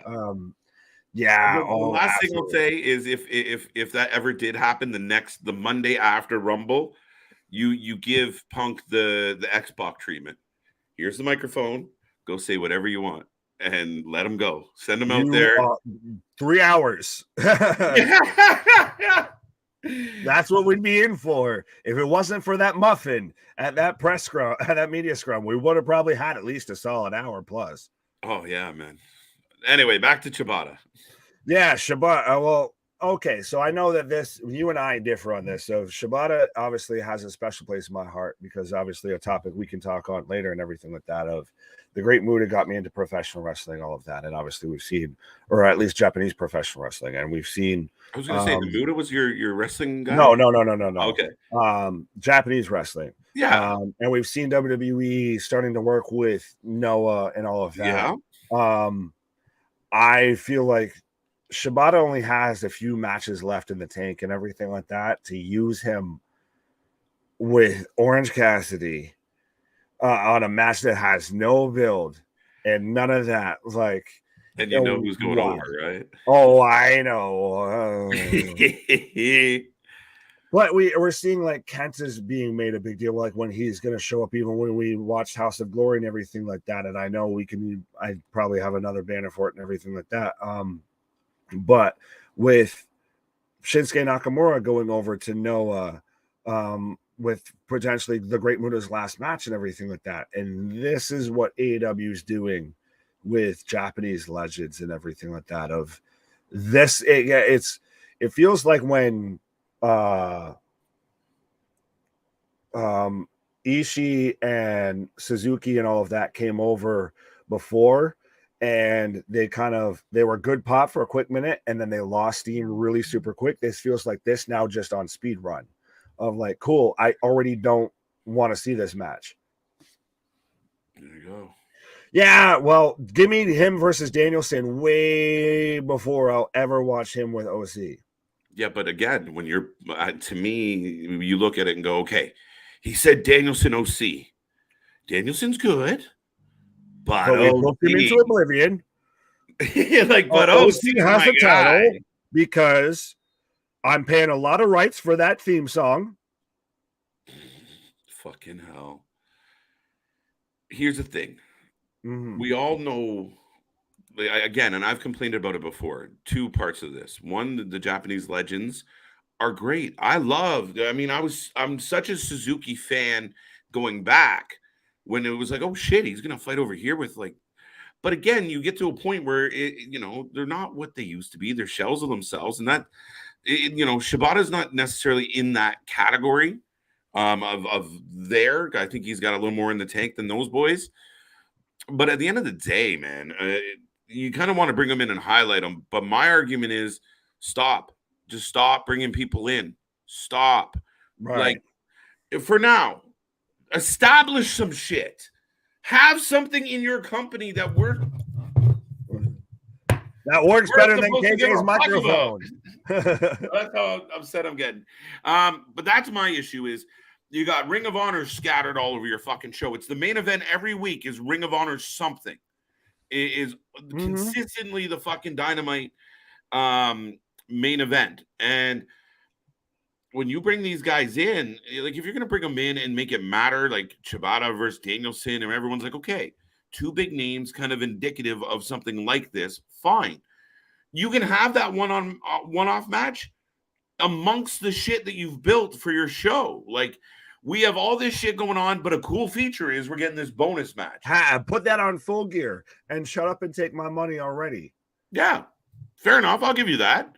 But at the end of the day, to just fucking continually spot book, I mean, I don't know what happened because I feel like everything was going along well with Tony. And I mean, other people who know wrestling better than I do said, it might look like it's pretty, but it's going to come all fucking crashing down. And sure enough, here it is. Yeah, I just don't. I just focus on you. Like, I really think they need to just take care of in-house. All right, go a month without anybody smacking anybody else in the back room. Do that. Then build a couple angles that make sense. Maybe a couple without Jericho. And well, that's the thing. I was going to say they've built long angles, but they all involve Jericho or the Jericho Appreciation Society or the Elite or the Dark Order or something. Fuck. Oh, I tried to put Impact on. My shit didn't come on. So, I mean, we can talk about something real quick with Impact and everything like that. Again, just make sure if you're feeling. Oh, we love Jericho. I want somebody to tell me, like, honestly, and I'll put this out to everybody and anybody, anywhere. What am I missing? Like, I was a Jericho fan. Jericho was one of the reasons why I watch AEW when they were like, wait, they signed Chris Jericho's going to do this? And I saw that fucking press conference and he walks out and he's Le Champion and Painmaker's here. A little bit of the bubbly. Yeah, I'm like, this is fucking awesome. Go Jericho. Woo. And then he lost the title at a steakhouse and it's been all downhill since then. Then 3 years later, I'm watching him just literally masturbate on everybody's face for 2 years. And just the thoughts and opinions of Mr. KJ White right there. Sprinkling it in the air like a fucking fire hose. Just take it. I don't care. I'm the best. And that's where it's Hulk Hogan. It's Hulk Hogan in WCW, like I've been saying. But anyways. Speaking of Impact, real quick though. Yes. Again, just making sure everybody feels Uzi and everything like that. Do you believe in Joe Hendry? Because I believe in Joe Hendry. I have no choice. I have no choice but to believe in Joe. His fucking song is stuck in my head. But it's fantastic, and I do like that. Again, we talked about Jeff Jarrett before and everything. I do like that Impact starting to kind of make that resurgence of now it's really starting to catch wildfire a little bit again. Yeah, they tend to go in a little bit of an ebb and flow, right? Where they got like a solid crop of everyone's kind of locked in and they kind of build a program with everybody. They've done really well building programs. And then people start moving on. They start fracturing a little. And then they kind of scoop it all back together, bring in a couple more bodies and right the ship and keep going. I like Impact. And I mean, I know Victor busts our balls because Impact's on right now and we're talking about other stuff. But the thing about Impact is you can get the results. You can Google it and know what's going to happen for the next 3 weeks. Right. The pay-per-views are where it's at, unfortunately, with that. Yeah. Now, Joe Hendry, I believe in him. I think he's excellent. The stupid smile. I watched his match from last week. It's great. He's Oh, great. he's super talented, and I just like that it reminds me, and I've said it before, it reminds me of Z Long Island or Z True Long Island Nice Story, or whatever it's named, with Zack Ryder, of to get himself just naturally over through social media. Who in the Rudy Blue hell is Joe Hendry? Well, Victor, if you don't know about Joe Hendry, I suggest you look up the man, because very much as you've seen KJ and myself say, I believe in Joe Hendry. Yeah, and it's so funny because I didn't know him from some of his other promotions the way you knew him. Right. But again, being on social media, being around it all the time, I'm just scrolling, and all of a sudden this fucking video comes on. I'm like, what is this nonsense? And then that song kicked in, and I was fucked. For a month now, it's just been like, I believe it's the wrestling version of Sweet Victory somehow. No, it's good. It's good on him. It's a good shtick. But switching companies here real quick, and I think one company's mentioned it in the chat and everything like that. Oh, I do have to, I guess, they'll do a little quick hat change and everything real quick here. But so is Crown Jewel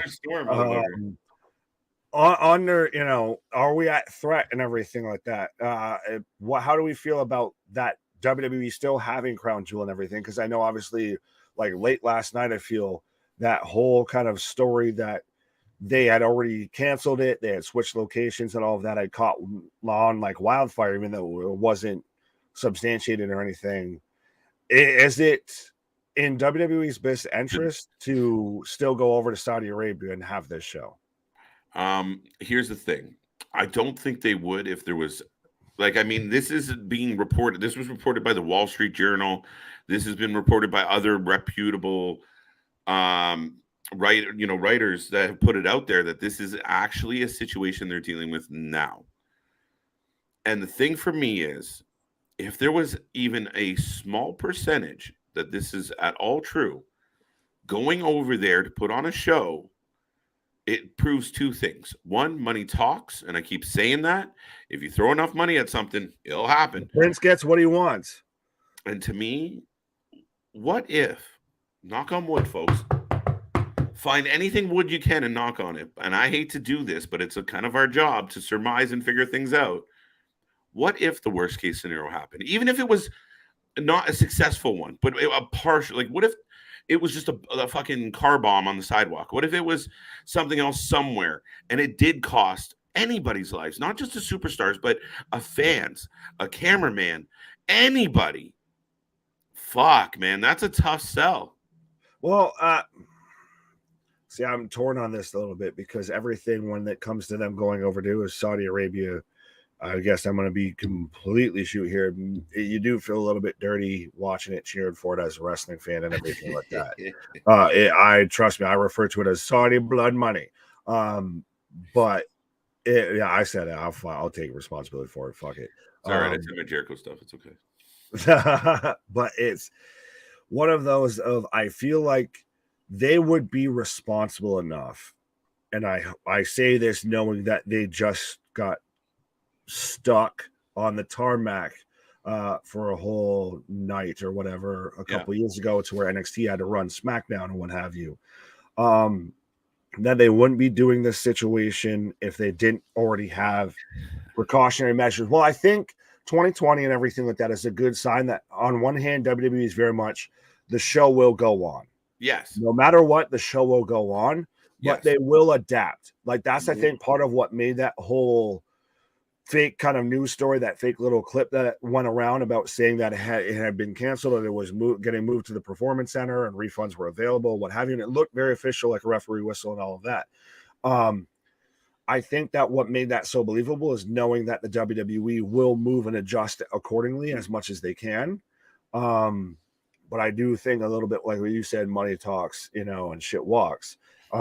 So they're going there. And I feel like even, you know, like I can even bring up right here, I feel like they're bringing up, you know, with Jake Paul and stuff like that. We're going to double down with the celebrities that we're bringing over there and everything. Like, not only are we going over there, we're going over there with feathers out and everything. We're bringing, like, this is getting, you know, the show out to show out type of treatment, I feel, a little bit.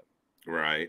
Now, here's the thing, Nick. Truthfully, realistically, when was the last time in the last 20, 30? Let's go back. I don't know. Any older folks in the crowd, 40, 50 years. When was the last time over there, over in that part of the world, things were relatively stable and quiet? So even if there wasn't reports of an imminent attack, there was always threats of an imminent attack. Well, about their past shows over there where they were, in flak jackets and such. So this isn't that. Well, and certain women couldn't compete and they had to be kept up and everything like that. That's why, like I said, it does feel a little bit dirty and everything like that. But obviously, though, this brings me back. I want to say it's WrestleMania 3 or WrestleMania 4. It's where you had Hogan versus Sergeant Slaughter, and they blamed it on the situation over there, that it might have been because of ticket sales and all of that. But I feel like this is the biggest event that has been affected by something like that over there. And it's interesting to me to see how this is going to go across. And obviously, hope T's and P's, obviously, that everything goes 100% smoothly. Mm-hmm. But this already is a dirty move going over there, I feel, with Saudi. And now you're going over there in spite of this. Does this really look good? Yeah. I mean, again, it all depends. Again, you would imagine that at an executive level, Khan, Papa Paul, Stephanie, the board, they have a pretty good understanding. They've been briefed and debriefed and rebriefed and briefed on what the updates are, what it looks like, what it sounds like. And this is what I had the same sentiment of. That's my only fear is it's a big I worry about that. It literally is a fucking, it's the equivalent of a fucking what do you call it? The fucking honeysuckle shit that the hunters put out for the deer, right? Like, oh yeah, right. Just begging for a fucking for them to give them a reason to pull the trigger. Now, again, to my point though, there was probably times that they were over there and they were like, oh fuck, shit might blow up, we gotta go. Like you said, they got stuck on the tarmac one year that we never ever heard about. Right. So we don't know, right? Like, I don't imagine. For me personally, I don't even want to go on a trip to that side of the ocean in 2022 and 2023, because you get that like, well, shit. What if you get over there and what goes wrong? And shit can happen anywhere. It's just more shit's happening over there more consistently right now. It makes you apprehensive as a traveler, as a worker, as anything. Right, but I do feel, and again, to WWE's point, and I'm not trying to shield them, don't at me, that they wouldn't. It's a publicly traded company. Everything's a calculated move and a calculated risk with them. They're still playing chess when it comes to all of this. They're not going to do something that out of their elements or anything like that. That's going to be that at risk. So I do think that they've got to know something that it's not, as serious as you hear that and you instantly jump to, oh, this is, why are you even thinking about going over there? Yeah. I mean, again, a lot of things get angled and people like to use it, especially in social media settings of like their angle of like, see, the company's shit. The company's terrible. Blah, blah, blah. Right. Yeah. There is an illegal obligation. Like, I mean, you do keep in mind, like, I mean, forget about the money and all that other stuff. You're playing with people's lives at the end of the day. Mm-hmm. So as a company, the WWE goes from being a multi-billion-dollar company to not being a company very quick if they knowingly put people in jeopardy, if they knowingly take risks. Oh, absolutely. Right? So their legal team is going to be like, no, we're good to go based on the information we have. It's no different than any other week in Saudi Arabia. Because there was an attack in last month, the month before. Maybe we go to Saudi a little less. Maybe. Yeah, just a little bit. And I mean, we saw, obviously, we talked about with CM Punk suing AEW. Imagine if the lawsuits that could potentially come from a situation like this, if it wasn't a safe situation that they were going into. But back to the topic that I pulled up and everything like that. How do you feel? Well, I already know a bit how you feel, but you can let the people know. Logan Paul challenging Roman Reigns. But now also it's been reported, alleged, supposedly respectfully, that Jake Paul is going to be involved as well. Well, here's the problem with the Paul brothers right now is I believe they're in a similar situation as MJF. And that's where naturally, when they wake up every morning, they're very heelish. Mhm. Jake especially they've driven pay-per-views and buys and ticket sales on just being pricks, on being assholes. And if you're gonna babyface the Paul brothers, you're fucking up. You're making a mistake. So Papa Paul, don't pull a Tony, don't pull a Jericho.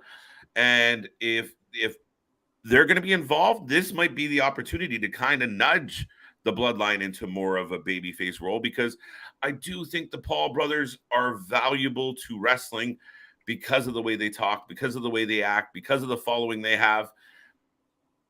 I'm okay with it. I really am. Interesting, because I've been on that of this is the place you tuck away this match and everything like that. You do it for the social media clicks and everything.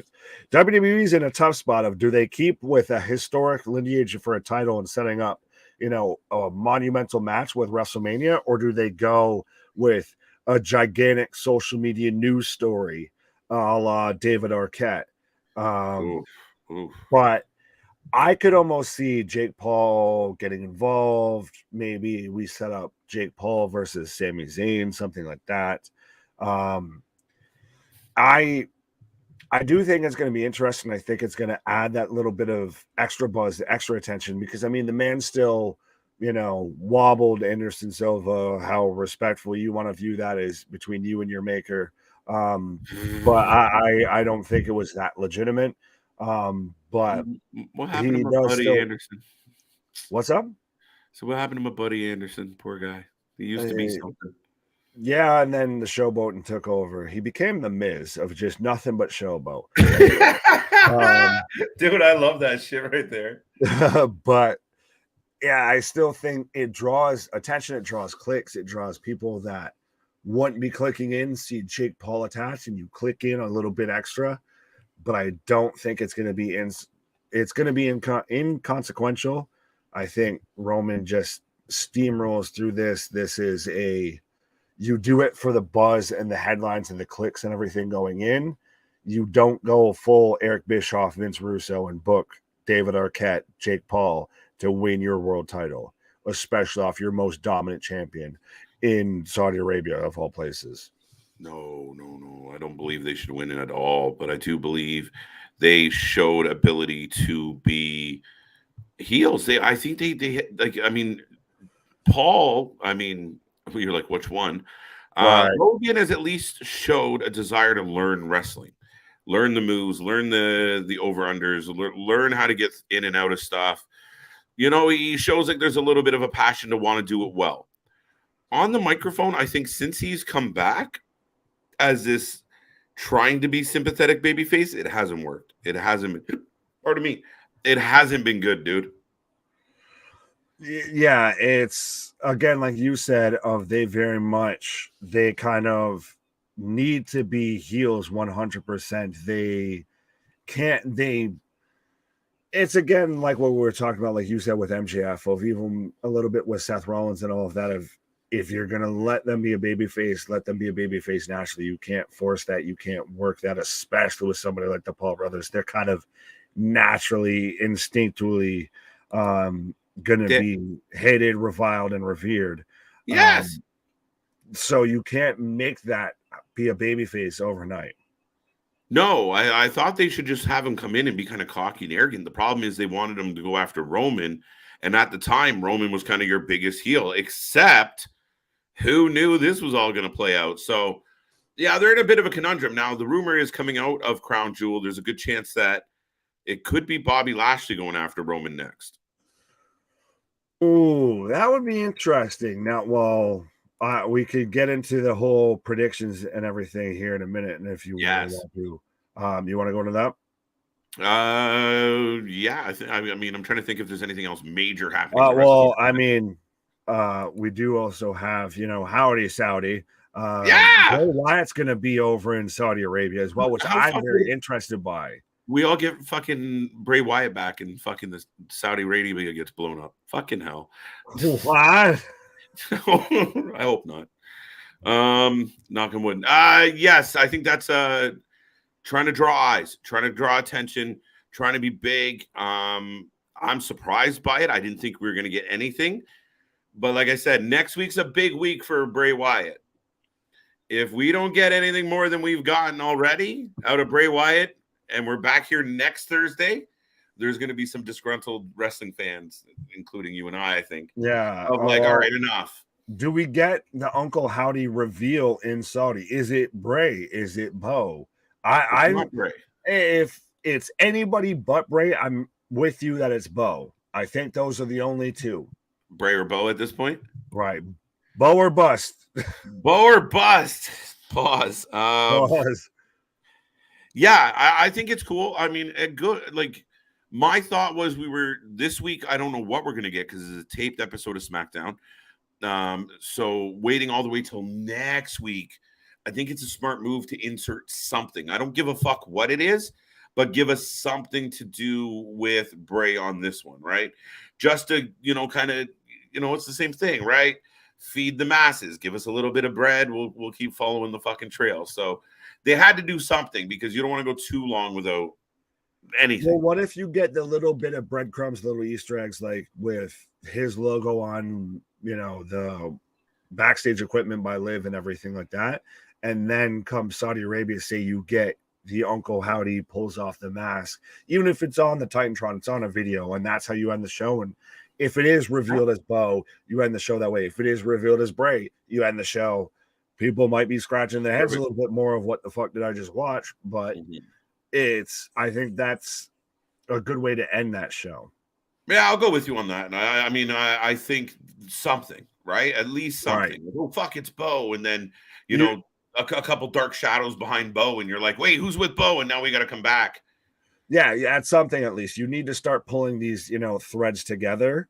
Otherwise, they start to drift off a little too far. What do you think of the shout that it could be Kendall or Wyndham or Barry Windham? I didn't even think about Kendall. That's an interesting shout. Who in the Rudy Blue Hell? But no, it's one of those. Yes. It's hello. But it's still got to be. It's still one of those of you can't deviate too far. You still have to stay within this WWE realm, this WWE universe. You can't have it be somebody that everyone's like, who? Well, that's like what? Fucking what's his face? Last Cole. Oh yeah, where he was the first original thing. Where everyone's like, who the hell are you? Right? What the fuck? And the same thing. I think if they take the mask off and it's Kendall Wyndham, people are gonna be like, there's like 7 guys in the audience who are like, oh my god, and everyone else. So like, they cut to the one guy that had a Kendall sign, and he misspelled it. It just says Kendall. Kendall Wyndham is here. Right. Wyndham is here. All right, so we can. Oh, sorry. I just wanted to touch on this real quick. Of how I like this one. So GCW choosing fight over WWE. Okay, before we get into that real quick, I will remind everyone, if you're new here, subscribe, join the family. We will be back tomorrow for Doubleheader Friday. We will be here bright and early. We hope. Bright and early Saturday morning. 11 a.m. We will be here one way or the other. We might have something to talk about. We might have a lot to talk about. We'll see. But 11 a.m. Saturday, Eastern Standard Time, we will be here live. I think all members of the team will be appearing at some point, and never know who else is going to show up. But folks, subscribe, click that little bell. We do this for all the shows, and we cover you. You give live reaction, live watch along, live watch party for all of it, folks. So tune in. Join us. Thank you for being here tonight. Going through the Rumble. Another big shout out to Patrick Saints. And this one surprised me. I found it very interesting, but I think they made the right choice. Well, yeah, I was going to say this was just kind of a quick hitter of I feel I appreciate as someone who uses fight quite frequently, obviously for what we do and everything like that. I appreciate them going with fight. Granted, I already paid for Peacock as well. Pause. But Yeah, I feel like it was almost a little bit like with the Colt thing of a little bit of a troll job of GCW with WWE. It's a little too hardcore, a little bit out their realm. I mean, I don't think we're going to see a Pizza Hut commercial on USA followed by a Nick Gage match or something like that. Right. I mean, if they can, like, on the way to, like, he can cut them and then the Street Profits can throw the pizza into the crowd, right? Yeah, then they eat the pizza. He was just cutting the pizza. See? Well, they already have an established. Listen, the whole WWE thing, as far as I knew, it was a hoax, was bullshit, was tongue in cheek, and certain people who we haven't even got into tonight, and we probably won't because we'll be here for another fucking half an hour. Right. However, there are gentlemen who've been around for a few decades that claim. Looking at you, Uncle Dave. Yeah. What the fuck, Dave? Yeah, no, Dave's lost. No, he's sniffing jocks with Nakazawa and Cutlass. It is so blatantly obvious. It's like when you got a group of friends and one of your boys just has a thing for the girl and you're like, dude, you like her? And he's like, no, that's Meltzer. Like, do you like them? Oh, no, I don't. No, I don't. No. But they keep fucking they like they just say some nice things about me, and we talk sometimes, but I don't have a thing. Oh, fucking Meltzer. I don't even know what to fucking say about this guy, but I guess originally, like, it was just jokes. It was kind of going around. We kind of laughed about it on the streams of like, no, and then here it is. But I mean, if the report is that they chose one over the other, you got to do what's financially best for your company, and that's going to allow you. Like, if they were going to fucking hand a whole bunch of rights over to the WWE, and you know how the WWE works, right? Of like, we'll take that, but we'll take your likeness rights, and we'll take this too. They have a running relationship with Fight. It makes sense. I mean, fans like you and I are going to be thrilled to not drop that money. Pay the membership, run with it. Where I think it's good. Oh, absolutely, and they get a bit more of that freedom and everything that they kind of use and run with to their advantage. But again, real quick, so opinions on Ava Rain now joining Jism, pause. When it rains, it pours. That's what Jericho's group should be named, is Schism. The 5 Schisms. Fucking hell. Anyway. Jericho and the 7 Doors. There's too many of them too. It's fucking stupid. But no, I think we talked about this last week. I like that she's kind of a blank slate. I think you were in kind of agreements with that. But yeah, I think we'll end it off with some crown jewel predictions. So, yeah, we'll get allegedly, supposedly, reportedly, respectfully, the show's still happening. Absolutely. The only thing I'll say about the Rock's daughter is she's in a no-win situation. She is up shit's creek. I mean, it's like Charlotte. We've seen that where it didn't matter what Charlotte did for a long time. It was just Flair's daughter. It's a reason why Wayne Gretzky's son played baseball and is nowhere near athletics right now. Like, it's a tough spot to be in. For her to go completely left field, good on her. It's ballsy. She could have came right in and been like, "You muted yourself." What? Am I back? I totally good. Okay, I was like waiting. What? Apparently the cord is not as slack as I thought. Okay, we're good. All right, back to you and your predictions. Well, no, first I was gonna just say though, she's in that position of it's almost easier to be Michael Jordan than it is to be Michael Jordan Jr. Yeah, absolutely. If we didn't know she was the Rock's daughter, she comes in, 10 toes down, way better off in a better position than she is now going in as, Simone Johnson. Yeah, absolutely. So, crown jewel predictions. First one we have up, because I don't see anything for a pre-show. We will be here at 11. I believe that's when 11 is the pre-show. So we'll be here live in full effect right at the start of the pre-show. You get to have brunch with the boys, folks. I don't know any better way to spend a Saturday afternoon. Nick, I hate to delay this any longer. There was one comment. My buddy, the fact checker Dale, had put something. We build up the anticipation, folks, for our crown jewel predictions. There we go. Yeah, we're making you wait a little bit, but right, it's a bit like the WWE. Is it going to happen? We don't know. Mm-hmm. Now, see, the NXT rating 670 this week, 911 for AEW. The funny thing about AEW, Nick, we talked about this. Raw did a 1.5. So wrestling as a whole is down this week, right? Like the interest in wrestling this week is a little quieter. Now, Right. not as much. It's kind of in that pocket. But that's where on a week where if AEW could have done something super fantastic and did 1.2 or 1.15 even on a week where Raw does 1.5, you feel pretty fucking good about yourself when you're within striking distance of the big show.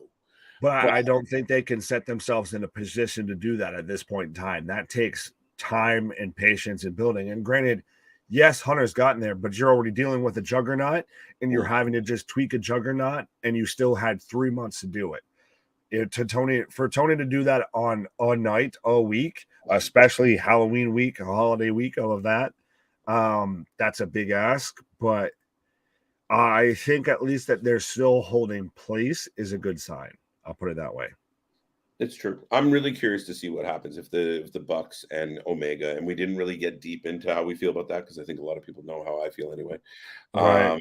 But I want to see what the ratings look like those weeks.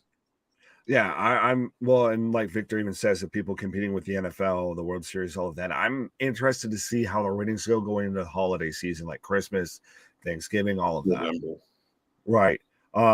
But so we'll kick it off with Alexa Bliss and Asuka, who are but shouldn't be the women's tag team champions, defending the titles versus Damage Control.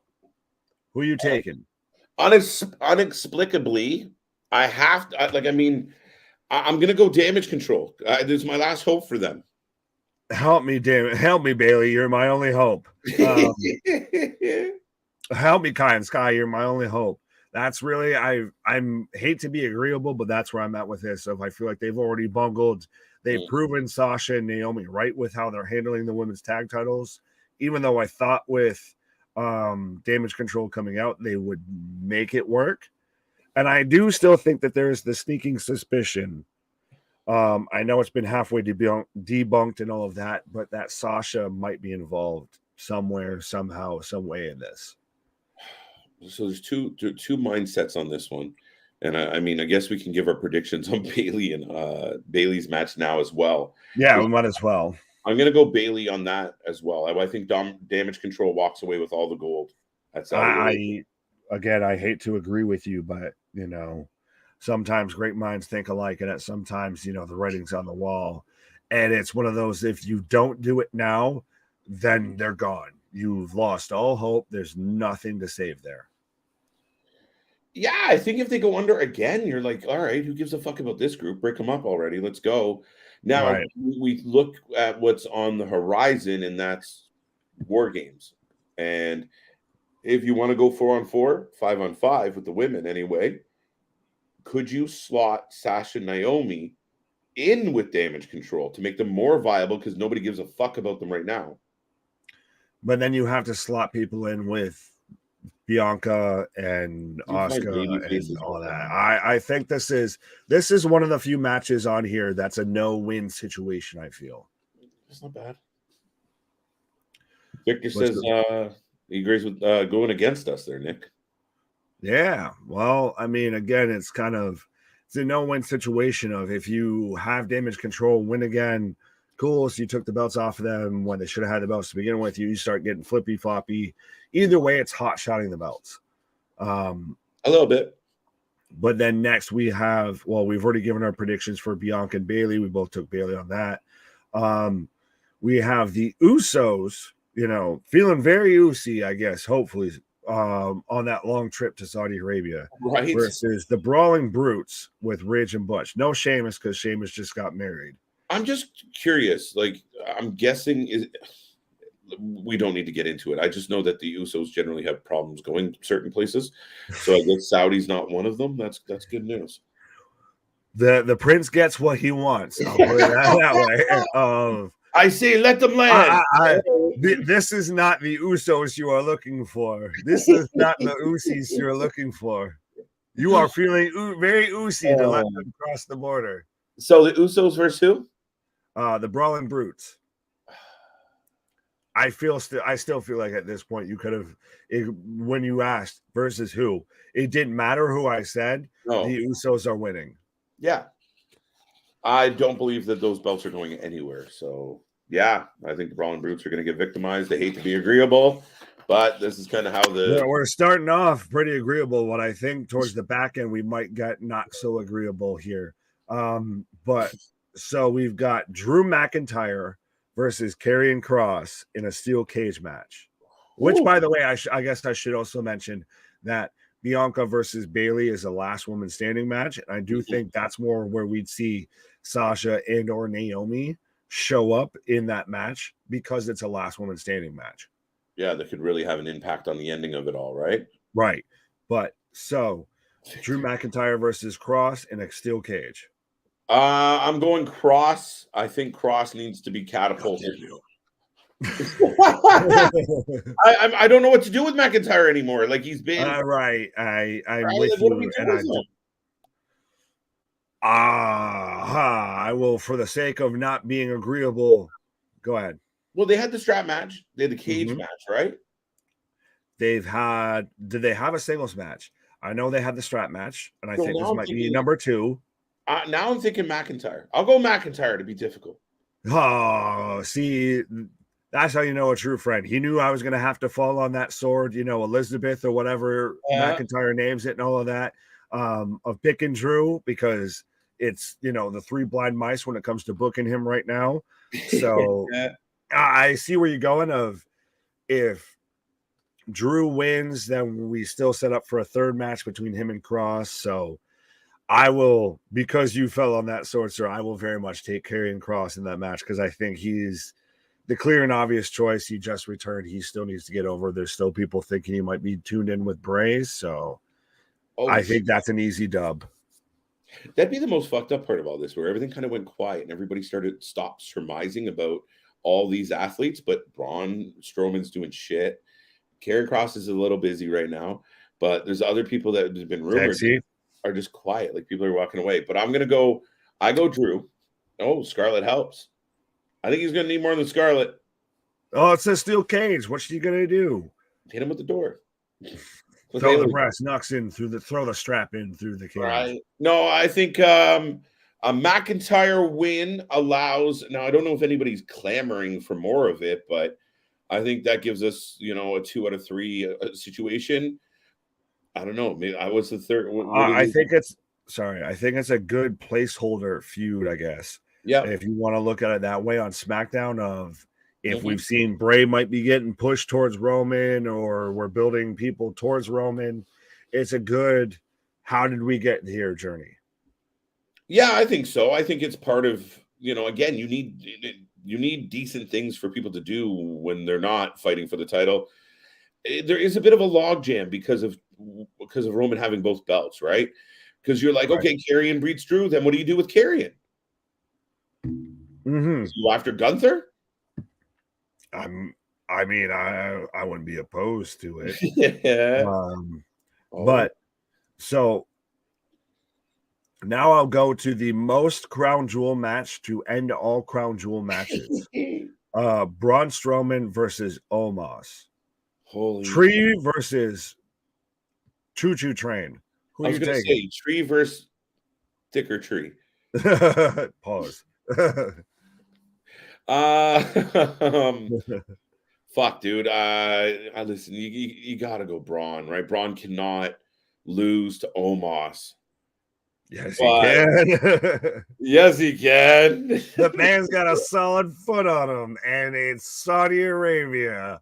It's the Wild Wild West, the multiverse of professional wrestling, of where shit happens and nobody pays attention. It's the whose line is in any way of professional wrestling, where the points are made up and the rules don't matter anyway.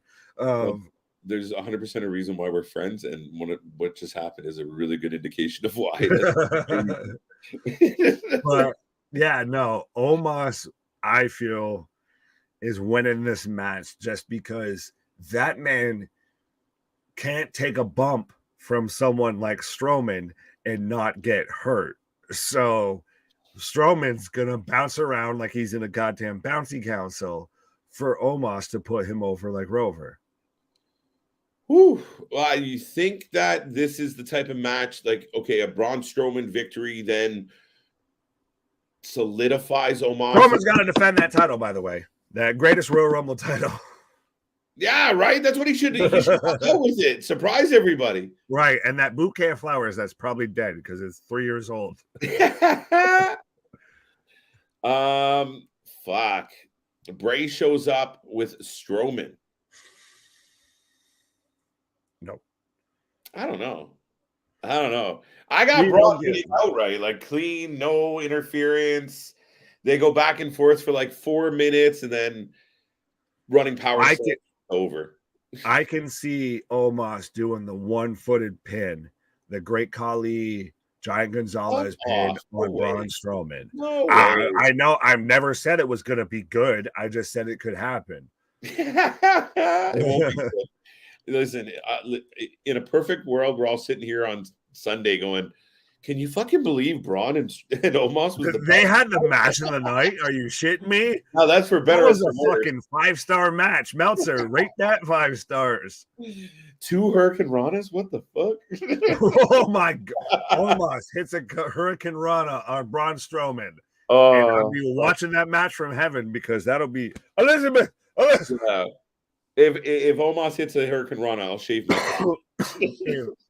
If Omos hits a Hurricane Rana on Braun Strowman, the Earth's gravitational shift might be affected.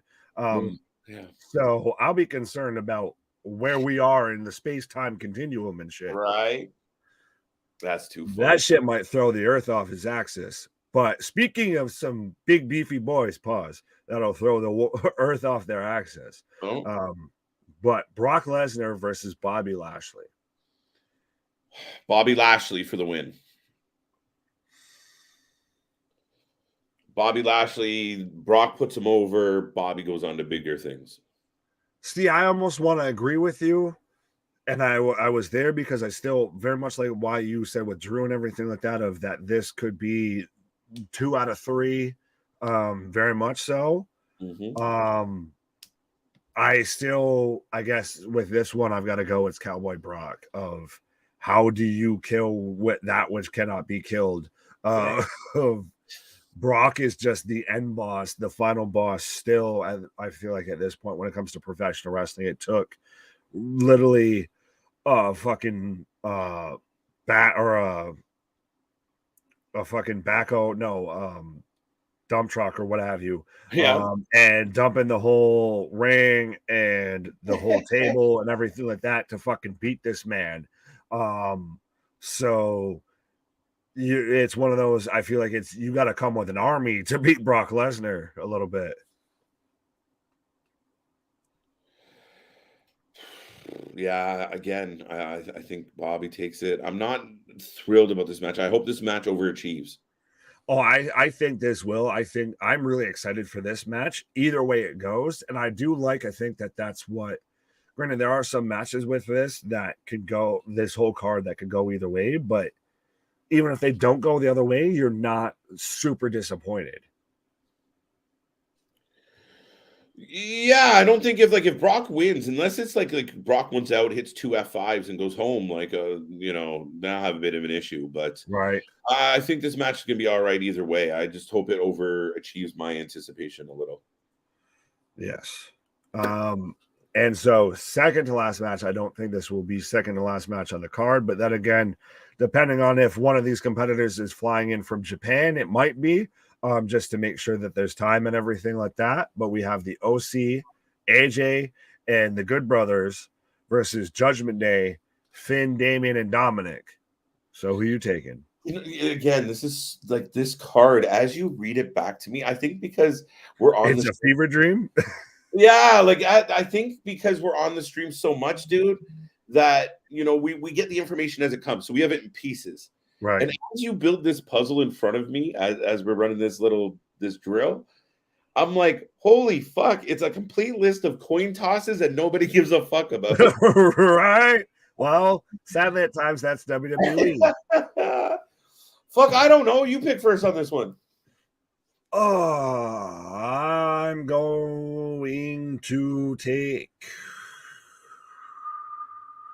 I'm going to take the Judgment Day. Oh, wow. I'm going to take the Judgment Day simply because I still feel like Rhea Ripley somehow, some way will get involved. And the OC has to find a counterpart for Rhea Ripley, whether it be Raquel Rodriguez, like I've seen people talk about, or I'm still holding out that maybe, the HBIC joins the OC with Mia Yim. I think that wouldn't be a bad shout. You stole my answer. I said, I was going to say the OC wins and Mia Yim comes out to neutralize Rhea. Well, no, there you go. I mean, still, it works, and I'd be fully for that and everything. But you're on the other side of the OC picks up the win, which I still think could happen. I'm still waiting for Dominic versus fucking Ray. Why are we waiting till like WrestleMania for that? That should have happened almost a year ago at this point. WrestleMania, or what's I thought that's just technically that should just be a dead story. What happens? They bump into each other at Rumble and decide to fucking have it out at Mania? Maury shows up and just says, Ray, you are not the father. And then we have, the paternity test of Dominic again. I think Dominic should push this. I think he should have T-shirts made that look like with like Eddie Guerrero on them, and I really think he should beat it the fuck home. Like I like what he's doing with you this. Could do Latino heat and then just have probably Dom, especially right now with the little grit stash that he's got going on and the mullet and everything like that he does look a little bit Eddie-ish and everything like that. And I mean, obviously you've got Rhea's Mamacita, even though she's kind of more Papacita in this whole situation. But no, I think, and I've been saying this, and I'm glad WWE's been listening. Tony, you should take notes and listen to what I have to say. Tends to work out so well. You can ask Papa Paul. But playing into this whole, Dominic Guerrero storyline versus Dominic Mysterio of just, you won't let me listen to my music, works way better. Oh, absolutely. The best thing they ever did. And again, it was one of those things that I think happened organically, because I don't think the people making the decisions really realized that people would go fucking bananas for this Dominic Rhea angle. And when she started kicking the shit out of them, and everyone was like, it became an insta meme across the fucking world. They were like, okay, maybe we got something here. And they allowed Dominic to evolve, get away from his dad. Yeah, I mean, part way through the fucking storyline that they realized that really is Eddie's kid, and Ray's just like, I'm gonna go to SmackDown. He's not mine. Right. I don't. I can't pay child support if they don't know I'm here. Oh, wow. Crazy. Has Rhea Dom become more of the star of this, or to me, it's absolutely been Rhea's been the star out of this whole situation, 100%.